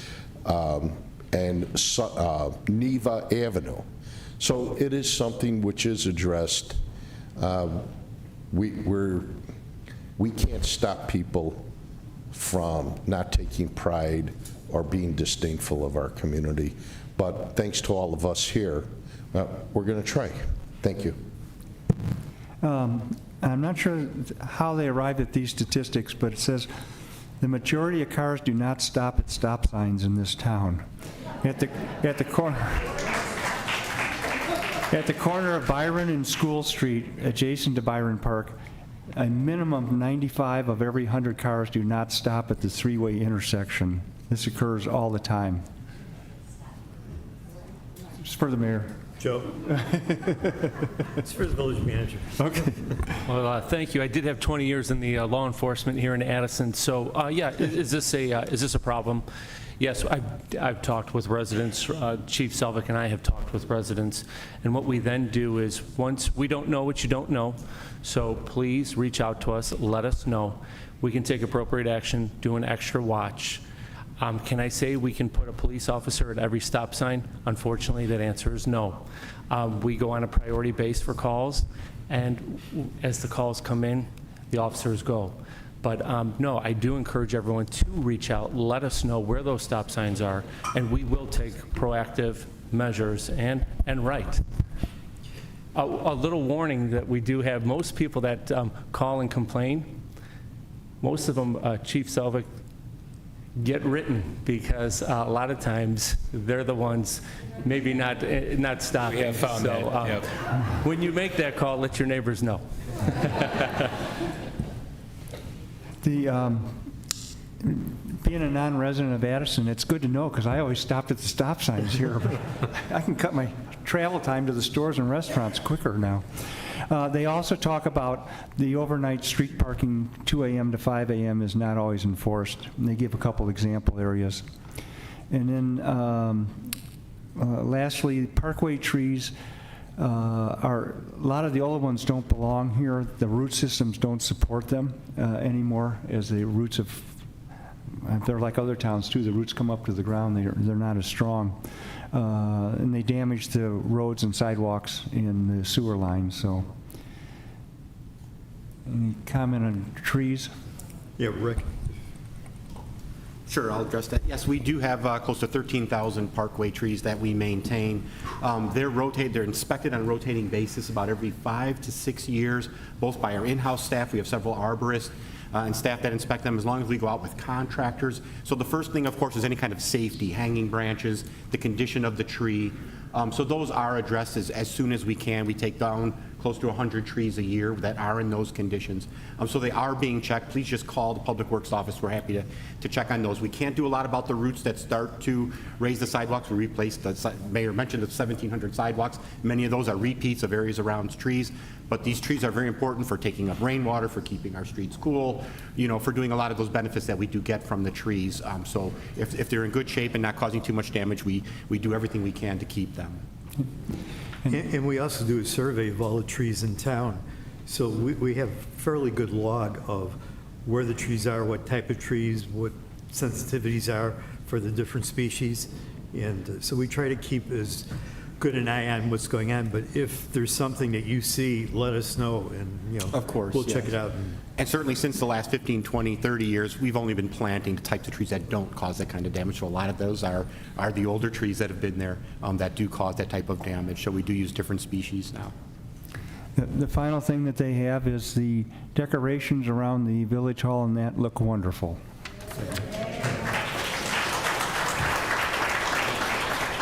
I have to give credit to Rick and his crew. The Public Works Department has done just a tremendous job each year, and they exceed each year.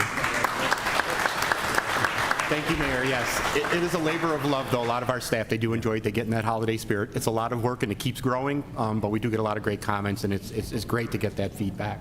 I think they were crying when they took the our season's greeting sign down. Yes.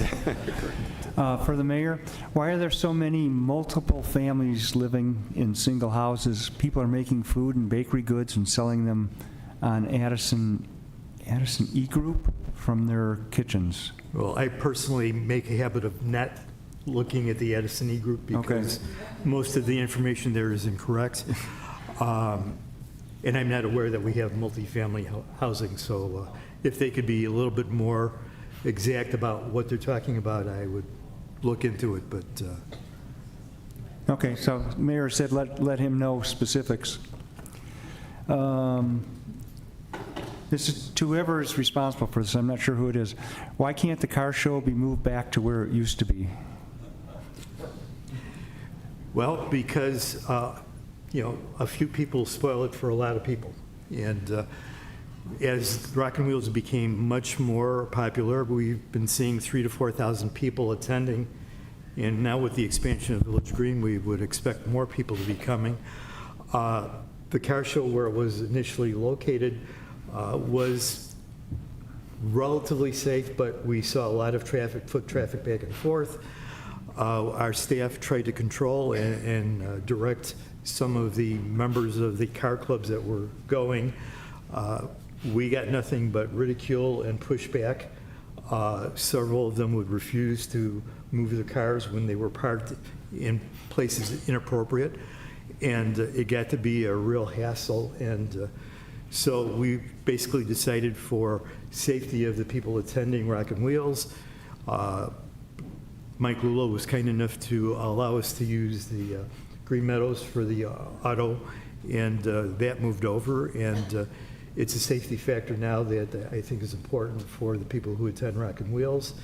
And like I said, unfortunately, a few people were unruly and caused the decision to be made.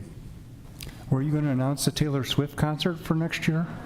We were keeping that as a surprise, but Okay. now that you Never mentioned mind. it, For the Park District, you can handle 500,000 people, can't you? Sure. In town? For the Park District, will the board ever revisit the rebuilding of the pool?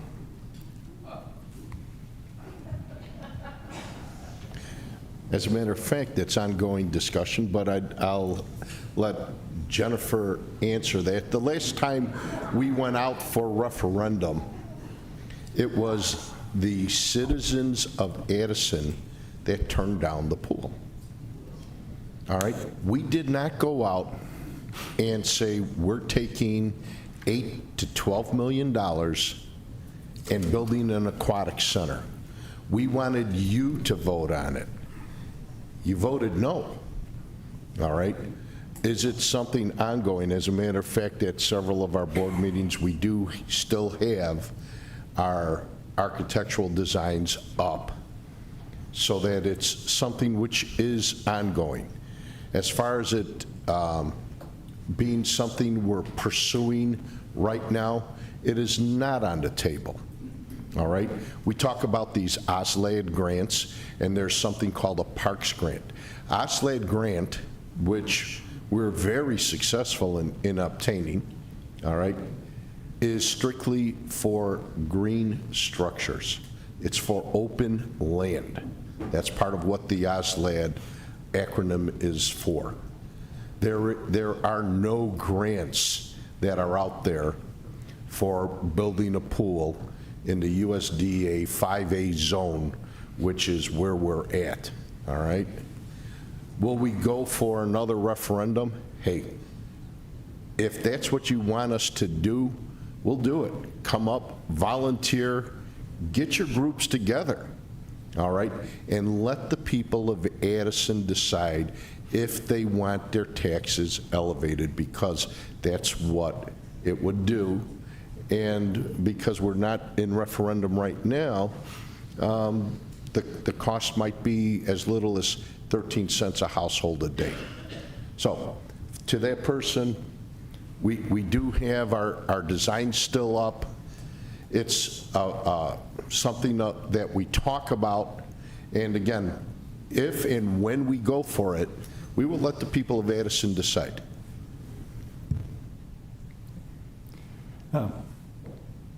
I think you covered it. Thank you. For the mayor, do you know where Mario's is going to be moving to and when that's going to be? You had mentioned somebody bought that property. Yeah, Mario's is working with the former Big B's that was adjacent to Mario's, and they're relocating into the Green Meadow Shopping Center. They'll be in the corner, which would be the northeast corner of the plaza. So they'll be moving there, and I'm not sure what the timeline is, Mike, but We've been in discussions with the business owners, but they haven't formally submitted for permit yet. They're still working out designs. Okay. And for the village, and I don't have a clue on this, hopefully you'll understand this. Would you please explain the mailer concerning tax changes regarding our property and the increase noted? I think that's for the township. yeah. Oh, okay. As I indicated earlier, one of the statutory functions of the township is that the assessor who lives in Addison assesses every 4 years by state statute has to reassess the value of each parcel in the township. So everybody in the township got a reassessment letter indicating what your property is now worth, what it's being assessed at. That is the value of the property times 3 is what he believes your fair market value is. You can agree with them.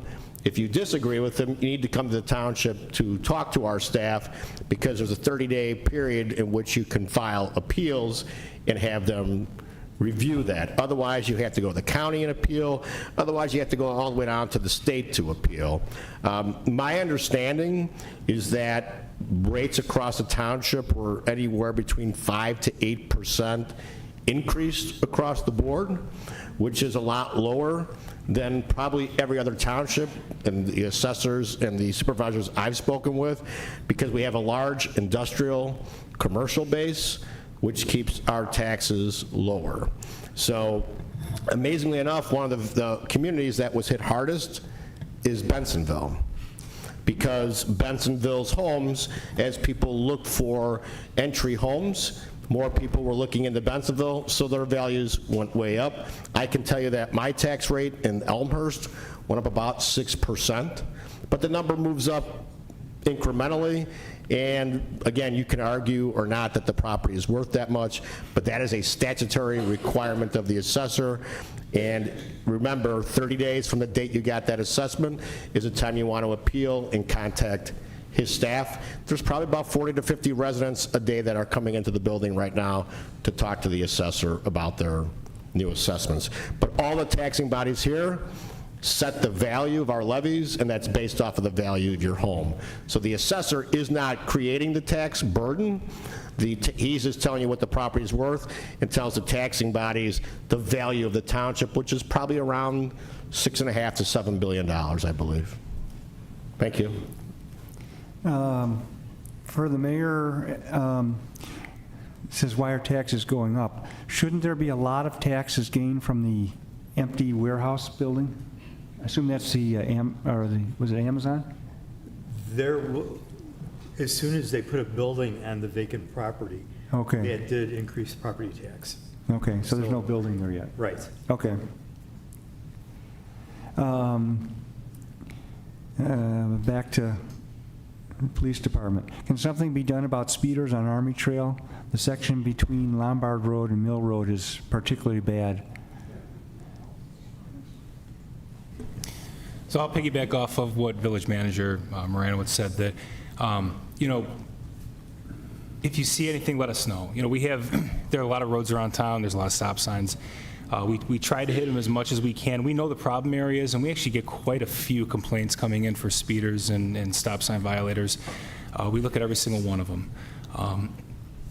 We try to hit them with actual officers. Sometimes we set up speed trailers, and that seems to work. We actually had a couple of our officers took on a contest this year and won an additional speed trailer, which helps. But if it's a serious problem, we'll have somebody actually sit out there and monitor it for quite a long time and try to grab as many speeders as they can. We know Army Trail can turn into a little bit of a roller coaster, so we try to target that already a little bit more. We're aware of it. But again, it goes back to if you know of problem areas, please let us know. We check on every single one of them. for the library, but it's just a comment. Thank you for joining the village and decorating for Christmas. Must have been great Christmas decorations around here.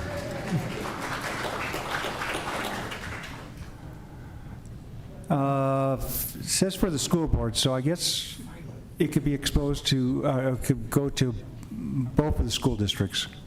For a parent who wishes that their child not be exposed to school programs promoting LGBTQ promoted events and/or required reading material, how can a parent avoid such exposure? I'd like to say thank you to Addison for your dedication in serving this community.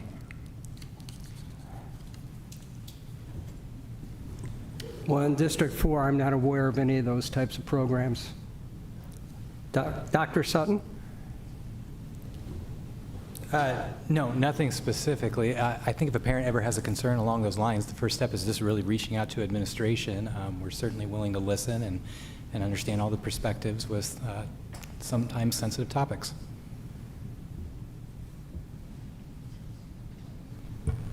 There it goes. I would say the same thing for District 88. There's nothing really specific, but if they would like to contact us and speak more on the topic.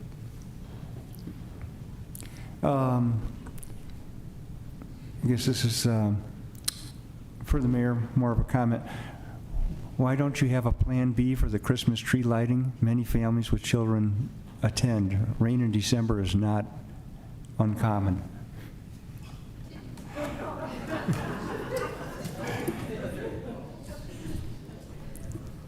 Well, aside from praying very hard that the weather is, the preparation in going in, arranging for the students of District 4 to be there to sing, getting the instrumentation and all that, it's pretty hard to reschedule or have a fallback date. So we just trust it. And one of the reasons we're looking now at doing something every Saturday in December is that we're bound to hit good days by having multiple events. I believe this will be to the Park District. When will parking lot at Community Park be resurfaced? We are currently looking at all of our capital projects and putting them as priority. As many of the other governmental entities up here have mentioned, prices for a lot of this stuff has doubled, if not gone up 75%. So a parking lot that would have cost maybe $200,000 3-4 years ago is now $700,000. So those are a lot of the priorities that we have to discuss and try to manage with being fiscally responsible. Oh, go ahead. Okay.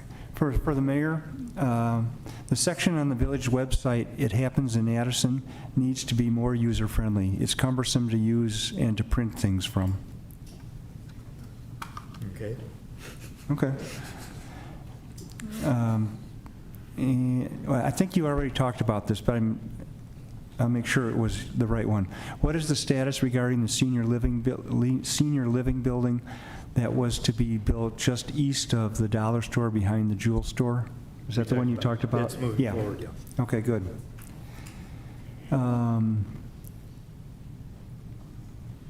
For the library, please strongly request the Addison Library Board to continue the classes they currently offer for learning Spanish. This Monday is the last class, and they say it will not continue.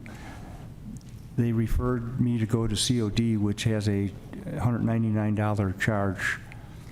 There are many Spanish-speaking people in our neighborhoods, and it's very difficult to communicate if we can't speak the language. Yes, that was a popular program. We will strongly consider that suggestion as we plan our budget for the next fiscal year. This is to school districts and any taxing body, so it's to everybody. Somebody can answer it. Has Addison received an influx of undocumented migrant students? If so, what plans do we have for accepting and not accepting such students? And how does this affect expenditures and taxes?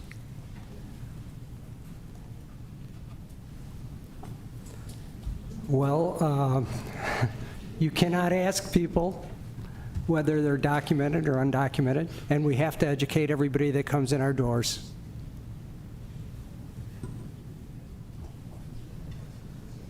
I'll ask that. The township already has migrants here. There are migrants in Addison Township. There are migrants in DuPage County. And what I fear, and I've been talking to other elected officials, is that they're not all going to end up in the city of Chicago, and there will be a time that the township and other entities are going to be called upon to make very tough decisions. And so what I will tell you is that we will take care of the residents here first. I didn't talk about status of your citizenship, but we will take care of the township residents. When we look at, I have to decide if we're helping people with rent or if we're going to help people with housing. Who am I going to pick first? We shouldn't be put in that situation. This is a very fluid circumstance. I'm talking to our elected leaders. I've talked to people on this board here, but Addison Township is not designed to pick up that type of slack. In my hometown of Addison, we've had about 8 or 9 different buses that have come through. I don't know the status of what happened with each one of those people and if they've come back.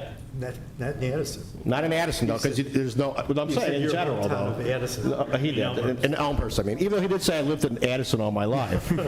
People do think I live in Addison, which is great, because I appreciated my adopted community. But in Elmhurst, 9 buses throughout the villages and communities, and people ask all the time. And it's a difficult topic. But if we're not going to talk about it, it's not going to go away. The numbers haven't changed. So we have been told that these numbers are going to increase. If you look, the city of Chicago is now fighting with the state of Illinois. And so at what point in time are we going to be forced to address this issue? I can also tell you that Senate President Harmon, who represents a good portion of this community, has asked one of the communities here in the township if they would take resources to house migrants. I don't know if this county or this township has additional facilities in which we could house people. Now, even though we help the homeless, we are not in a position, we help people by working with pads. We help people by putting them in hotels for short periods of time until we can find better places for them to be. But I can tell you the migrants are here at the township food pantry. Because every time I talk about this subject, people say that I don't understand because I don't see what's really happening. We don't turn anybody away. I don't want anybody to go hungry. But that is an additional burden to all of us. So I just want to make people aware of it, that we are dealing with it. It might be an issue that happens at the border, but it is now an issue that is visiting us now, and that I am very understanding of what the people that are coming here are trying to do, but I'm also sympathetic of what the residents expect me as your elected supervisor to do. Yeah, I could add just a little bit more to that. On Tuesday, the Metropolitan Mayor's Caucus had a meeting with the Chicago mayor, who asked all of them to consider taking in 5 or 6 families in each of their communities, and they would be reimbursed for it. That was not a very popular suggestion that was made, and I don't think that's going to happen in many communities.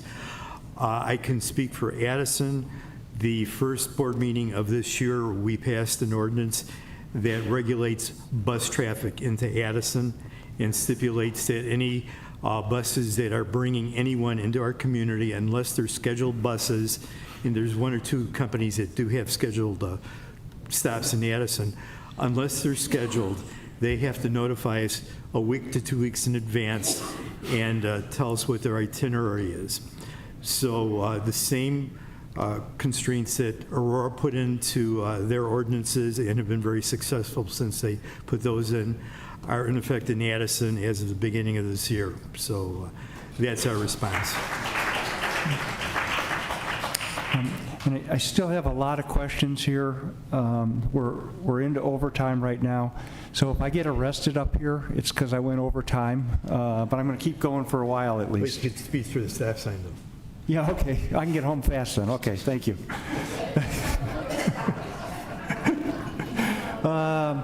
This should be an easy one. Does the state deficit affect property taxes?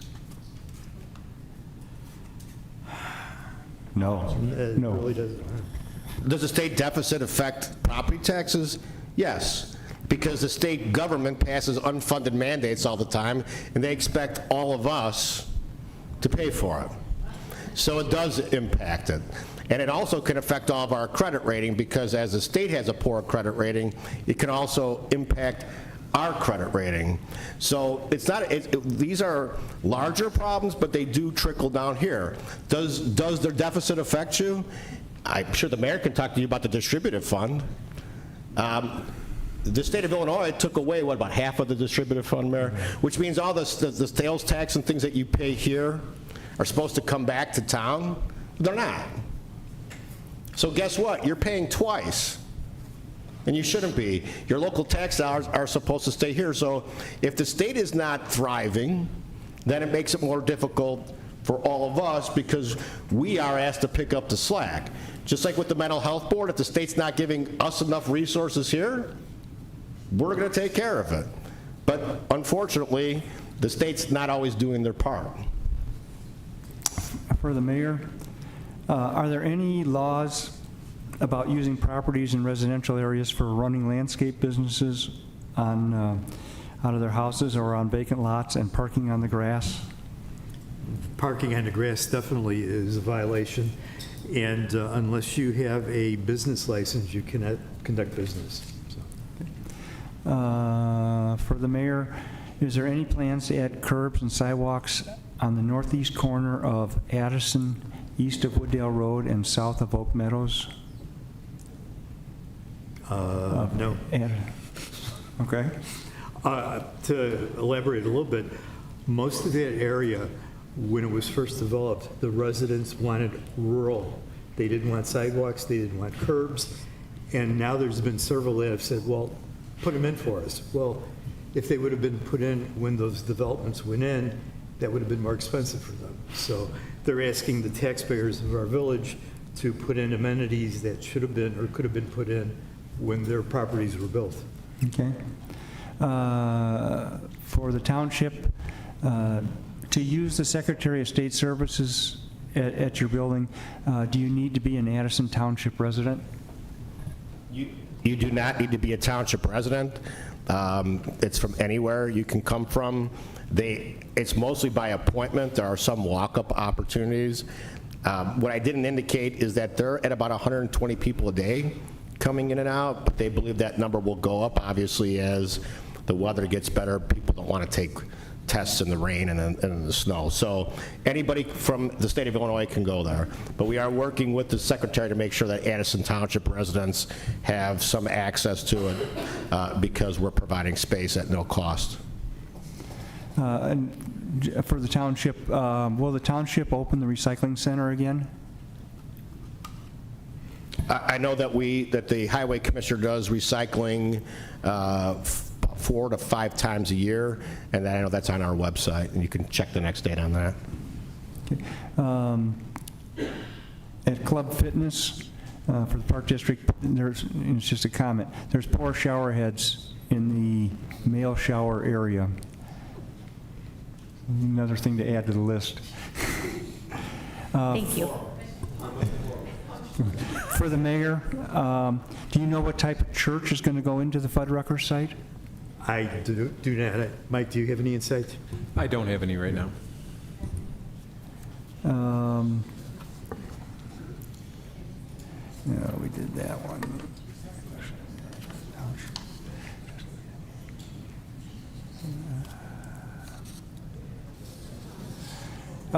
Here's for the fire district.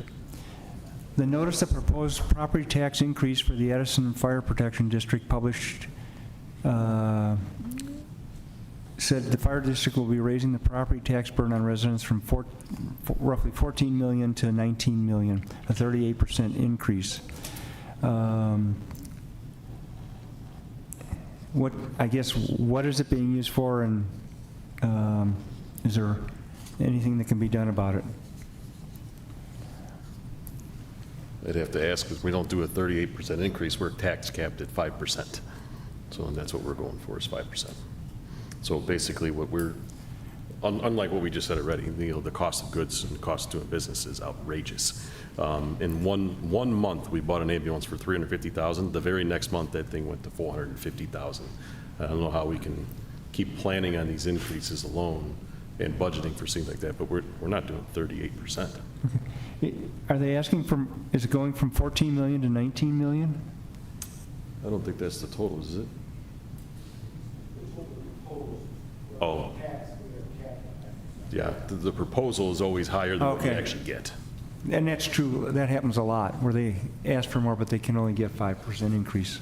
Okay, good question. For School District 4, according to the 2023 Illinois Report Card, Addison students have the following proficiency rates. 21% are proficient in English language arts, 16% are proficient in math, 38% are proficient in science. Only 9% of 8th graders are passing Algebra 1. Yet District 4 spends approximately $15,000 per student and pays teachers an average of $74,000 per year. Every year the district asks for more money from taxpayers, and are we getting our bang for our buck, so to speak? Dr. Sutton? To tell you the truth, I'm just as not content. And that's why I get up every morning, and I'm quite excited to go where I go, and I'm just as motivated to come as I am to answer this question. So we are aggressively addressing performance. We are aggressively increasing rigor, and I'm really proud of the work we've done. We have an outstanding staff and an outstanding team, and we really have made a lot of positive progress in the year and a half that I've been here, and all the credit really goes to the teachers and the staff that come every day and work with the kids.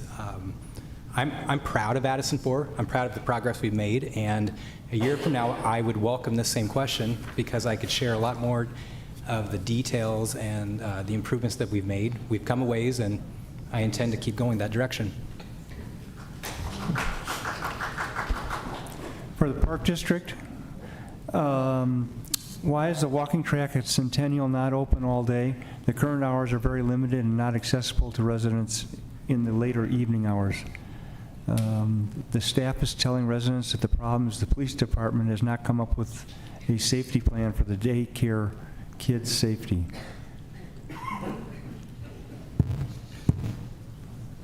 I'll start us off. We have an alternative site for the walking track. It is at Community Park. It has been posted, and until we are able to logically and thoughtfully address issues at Centennial Park, we'll continue to provide a walking area, a walking track, and it is at Community Park. Jen? I think that you answered most of the questions. We provide an opportunity to walk at Centennial Gym and Community Gym, so we have multiple options for people to walk, and we do try to plow all of our paths outside, so if it is nice outside, we plow those as well. But we are looking into all of our options to make sure that the track is up and running with also providing safety for our building. And for the Park District, why did the Park District elect not to have a park in the Highlands subdivision, instead accepting a cash buyout not to have a park there? There are over 3 dozen kids in the subdivision without a park to walk to. How long ago was that? I have no idea. Okay. It didn't give a time. Sometimes- It just said when it was being built, I guess. Okay. When developers come into the village, and that's, this helps being on our zoning board of appeals 20 years. So when a developer comes into the village, they will, by statute, provide cash or land, all right? And it goes partially, I think you guys get some of it too, the school district, or no? But for the parks, strictly for the parks, we get the opportunity of cash or land. Where we're talking, I believe, which is the old Driscoll property, what occurred is we were given one home site, all right, a single home site. What you can do there, we don't know. We did have we vetted it very thoroughly of parks, neighborhood parks within the area. So at Wesley School, we have one. Was there the path that got completed to go to Wesley? We also have Wilderness Park, which is at Stone and Green Ridge, okay? So putting a play lot, okay, where the developer gave us, you get one home site, or we're going to give you the cash. Back then, the most logical thing to do was to take the cash in lieu of a single home site, because you cannot put a playground in a single home site. Jen? I think you answered it. Thank you. This one I'm anxious to hear. For the Park District, is there any truth to the Park District wanting the Village of Addison to buy out the Park District for $50 million? Sold. No.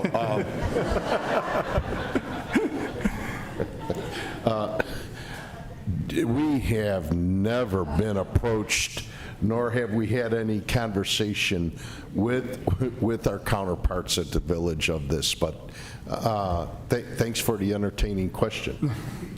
Yeah, and I'd want to comment that that kind of a combination would have to be by referendum. So the residents would have to request that there be a referendum to consolidate the Park District into the municipal government. I'm sorry, yeah. To have that kind of move, there would have to be a referendum that would allow the Park District to be consolidated into the municipal government. So that would have to be an action that either residents would take to ask for a referendum, or, that type of action. For the Park District, question on the par 3. Oh, why is the par 3 golf course closed and for more than 2 years left to deteriorate? When do we expect to see it open? I believe earlier we addressed part of that question in our opening statement. Currently, our staff is meeting with engineers. We're getting our request for proposal, or our RFQs for a pumping station, which would include irrigation throughout the course. Jen, do you have anything more to add to that? No, we are just assessing all of the proposals for a new irrigation. Unfortunately, the whole system went out, and it's more complicated than just replacing like an easy sprinkler system that you would have maybe at your home or a smaller scale. And we, unfortunately, without the irrigation, we can't keep the greens up enough for people to play. So we are assessing all of the bids that came back and seeing what our options are with them. So Currently, I think we're looking upwards just for the pump and irrigation of the partial par 3 is upward of over $625,000. When you're going to do something, I remember Dick DeLauder telling me, you're going to do something, do it right. As long as we're going to irrigate the par 3, we are also looking at irrigating the driving range. Okay, having a world-class top 100 practice facilities in North America, according to Golf Digest, all right? You can't have these golf enthusiasts go out there and start at the driving range hitting balls onto straw. All right, so currently, we are looking at that in addition. And as a matter of fact, I believe it'll be coming up in February, correct? Yep, we're just finalizing all of the assessments and all of the proposals to make sure everything is covered, and then we will be bringing it up to the board. Okay, I'm going to try to get through a few more here. For the mayor, is there any chance that the village would consider doing away with the vehicle stickers? Well, you could take out of one pocket and put it back in the other pocket. So the bottom line is... As long as it's my two pockets, Exactly. it's okay. But we'll raise fines for speeding and going through a stop sign. No, the bottom line is we know what we need in terms of revenues. And the vehicle sticker is one way of being probably the most equitable across the village because most people have cars. If we eliminate that revenue, then we're going to have to look for a different revenue source. So it's a matter of robbing Peter to pay Paul issue. And so probably not. We moved the sticker due date to at least warm months now, so it's not the middle of winter like it used to be. But we still are going to continue that. This is for the fire district.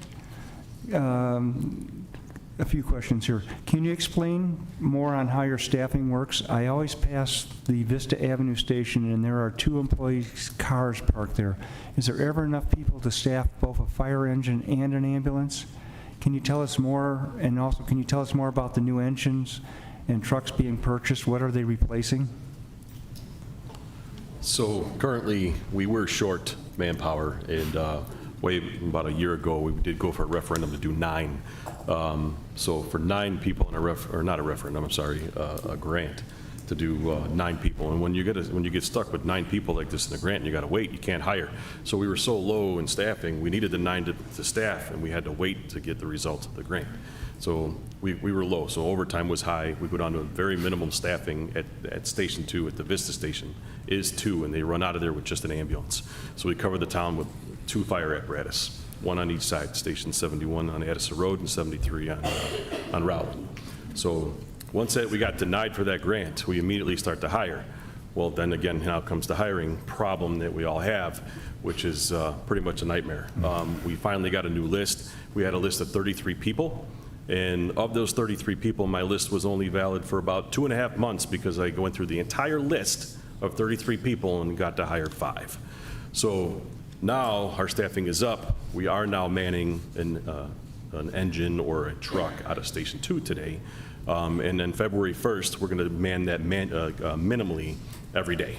So and that includes if manning goes down, we have to hire back overtime, but we are going to support 3 fire apparatus and 3 medics for right now, starting February 1st. What was the first part of the question? I think you covered it. Okay. Yeah. Engines are being replaced? Is that what the other one was? Yeah, what are they replacing? So we do have an 01 engine that is in dire need of replacement. So the new engine that we ordered back in May, like we won't see for another 1.5 years, 2 years, that's replacing an old engine. Now, we do have what's called quints. So that's a mixture of a truck and an engine. They drive down the street and they got the big ladders on the top. They can also have hose off the side and they actually pump and put out fires. The problem with those things is they're now over $2 million to replace and take 4 years to get. So we need to drop back down to 1 truck and get a cheaper engine to run out of both stations where our particular problem is our engines do follow the ambulance for certain type of calls, just in case on EMS calls or ambulance calls, they need assistance. So those engines are out there running a little bit more than what they should be based on the amount of ambulance calls that we're actually running. So to run an expensive piece of apparatus for that many calls throughout the year, we have to change gears and go down to a little bit cheaper apparatus that can actually go a little bit longer with a maintenance and all that kind of stuff. So that's the initial plan that we got going on. For School District 4, when are you auctioning off the 2 old large plow trucks that were surplus last March? Does that mean anything? I'm aware of the trucks, and it's my understanding that they're pretty beyond repair, but I don't know if we've had that board-level discussion. It hasn't been brought up at the Buildings and Grounds level yet. Okay, and I think the mayor, you talked about this. What are the village plans with the old Luther Brook land and the old bank building on West Lake Street? In one of your Ask the Mayor programs, you said you had plans to demolish the buildings. What's the village plans to replace it? Well, the bank building, the old Oxford Bank, excuse me. Yeah. Oxford. The former. The former, yeah. That's going to be taken down by the owner. Okay. We issued a order for them to take it down. The Luther Brook property, we're still entertaining potential buyers for that. Do you know what they're putting where the bank is? What type of? That was initially and still being proposed as a long-term care senior center. long-term, okay. And our feeling is that's probably not going to happen.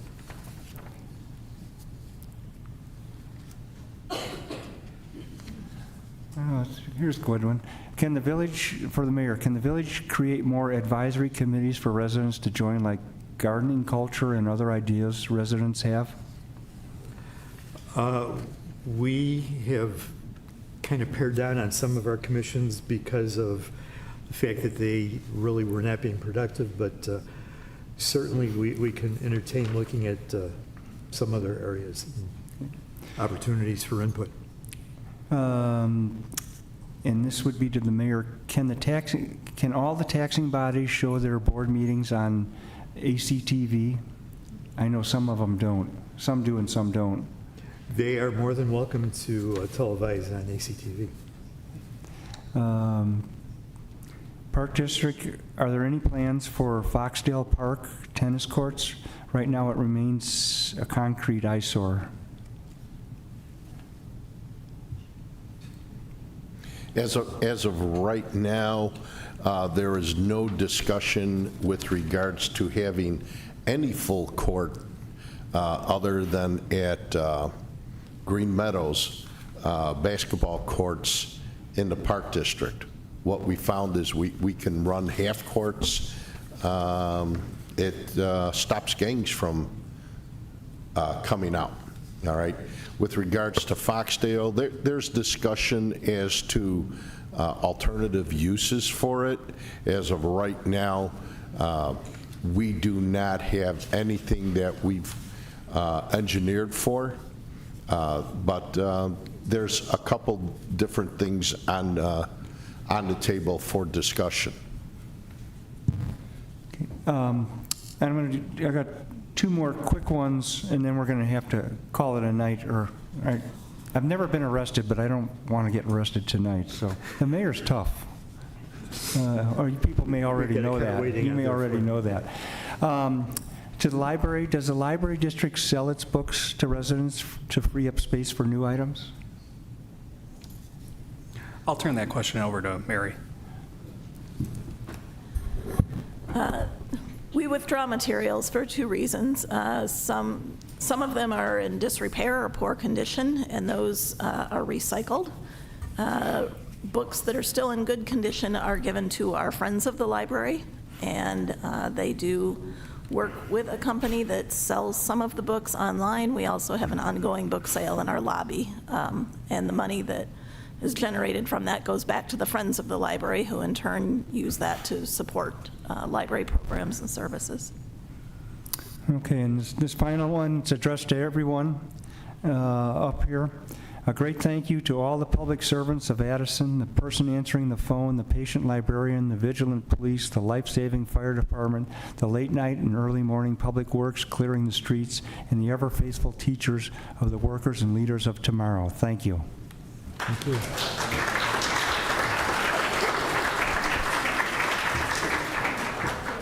That was given to me by the mayor. No, great way to end. We'd like to thank all of our speakers and you, the audience, for your participation in the 17th Annual Shape of Addison Town Meeting. It's not easy being up here and answering questions. We look forward to next year's program. Thank you and good night.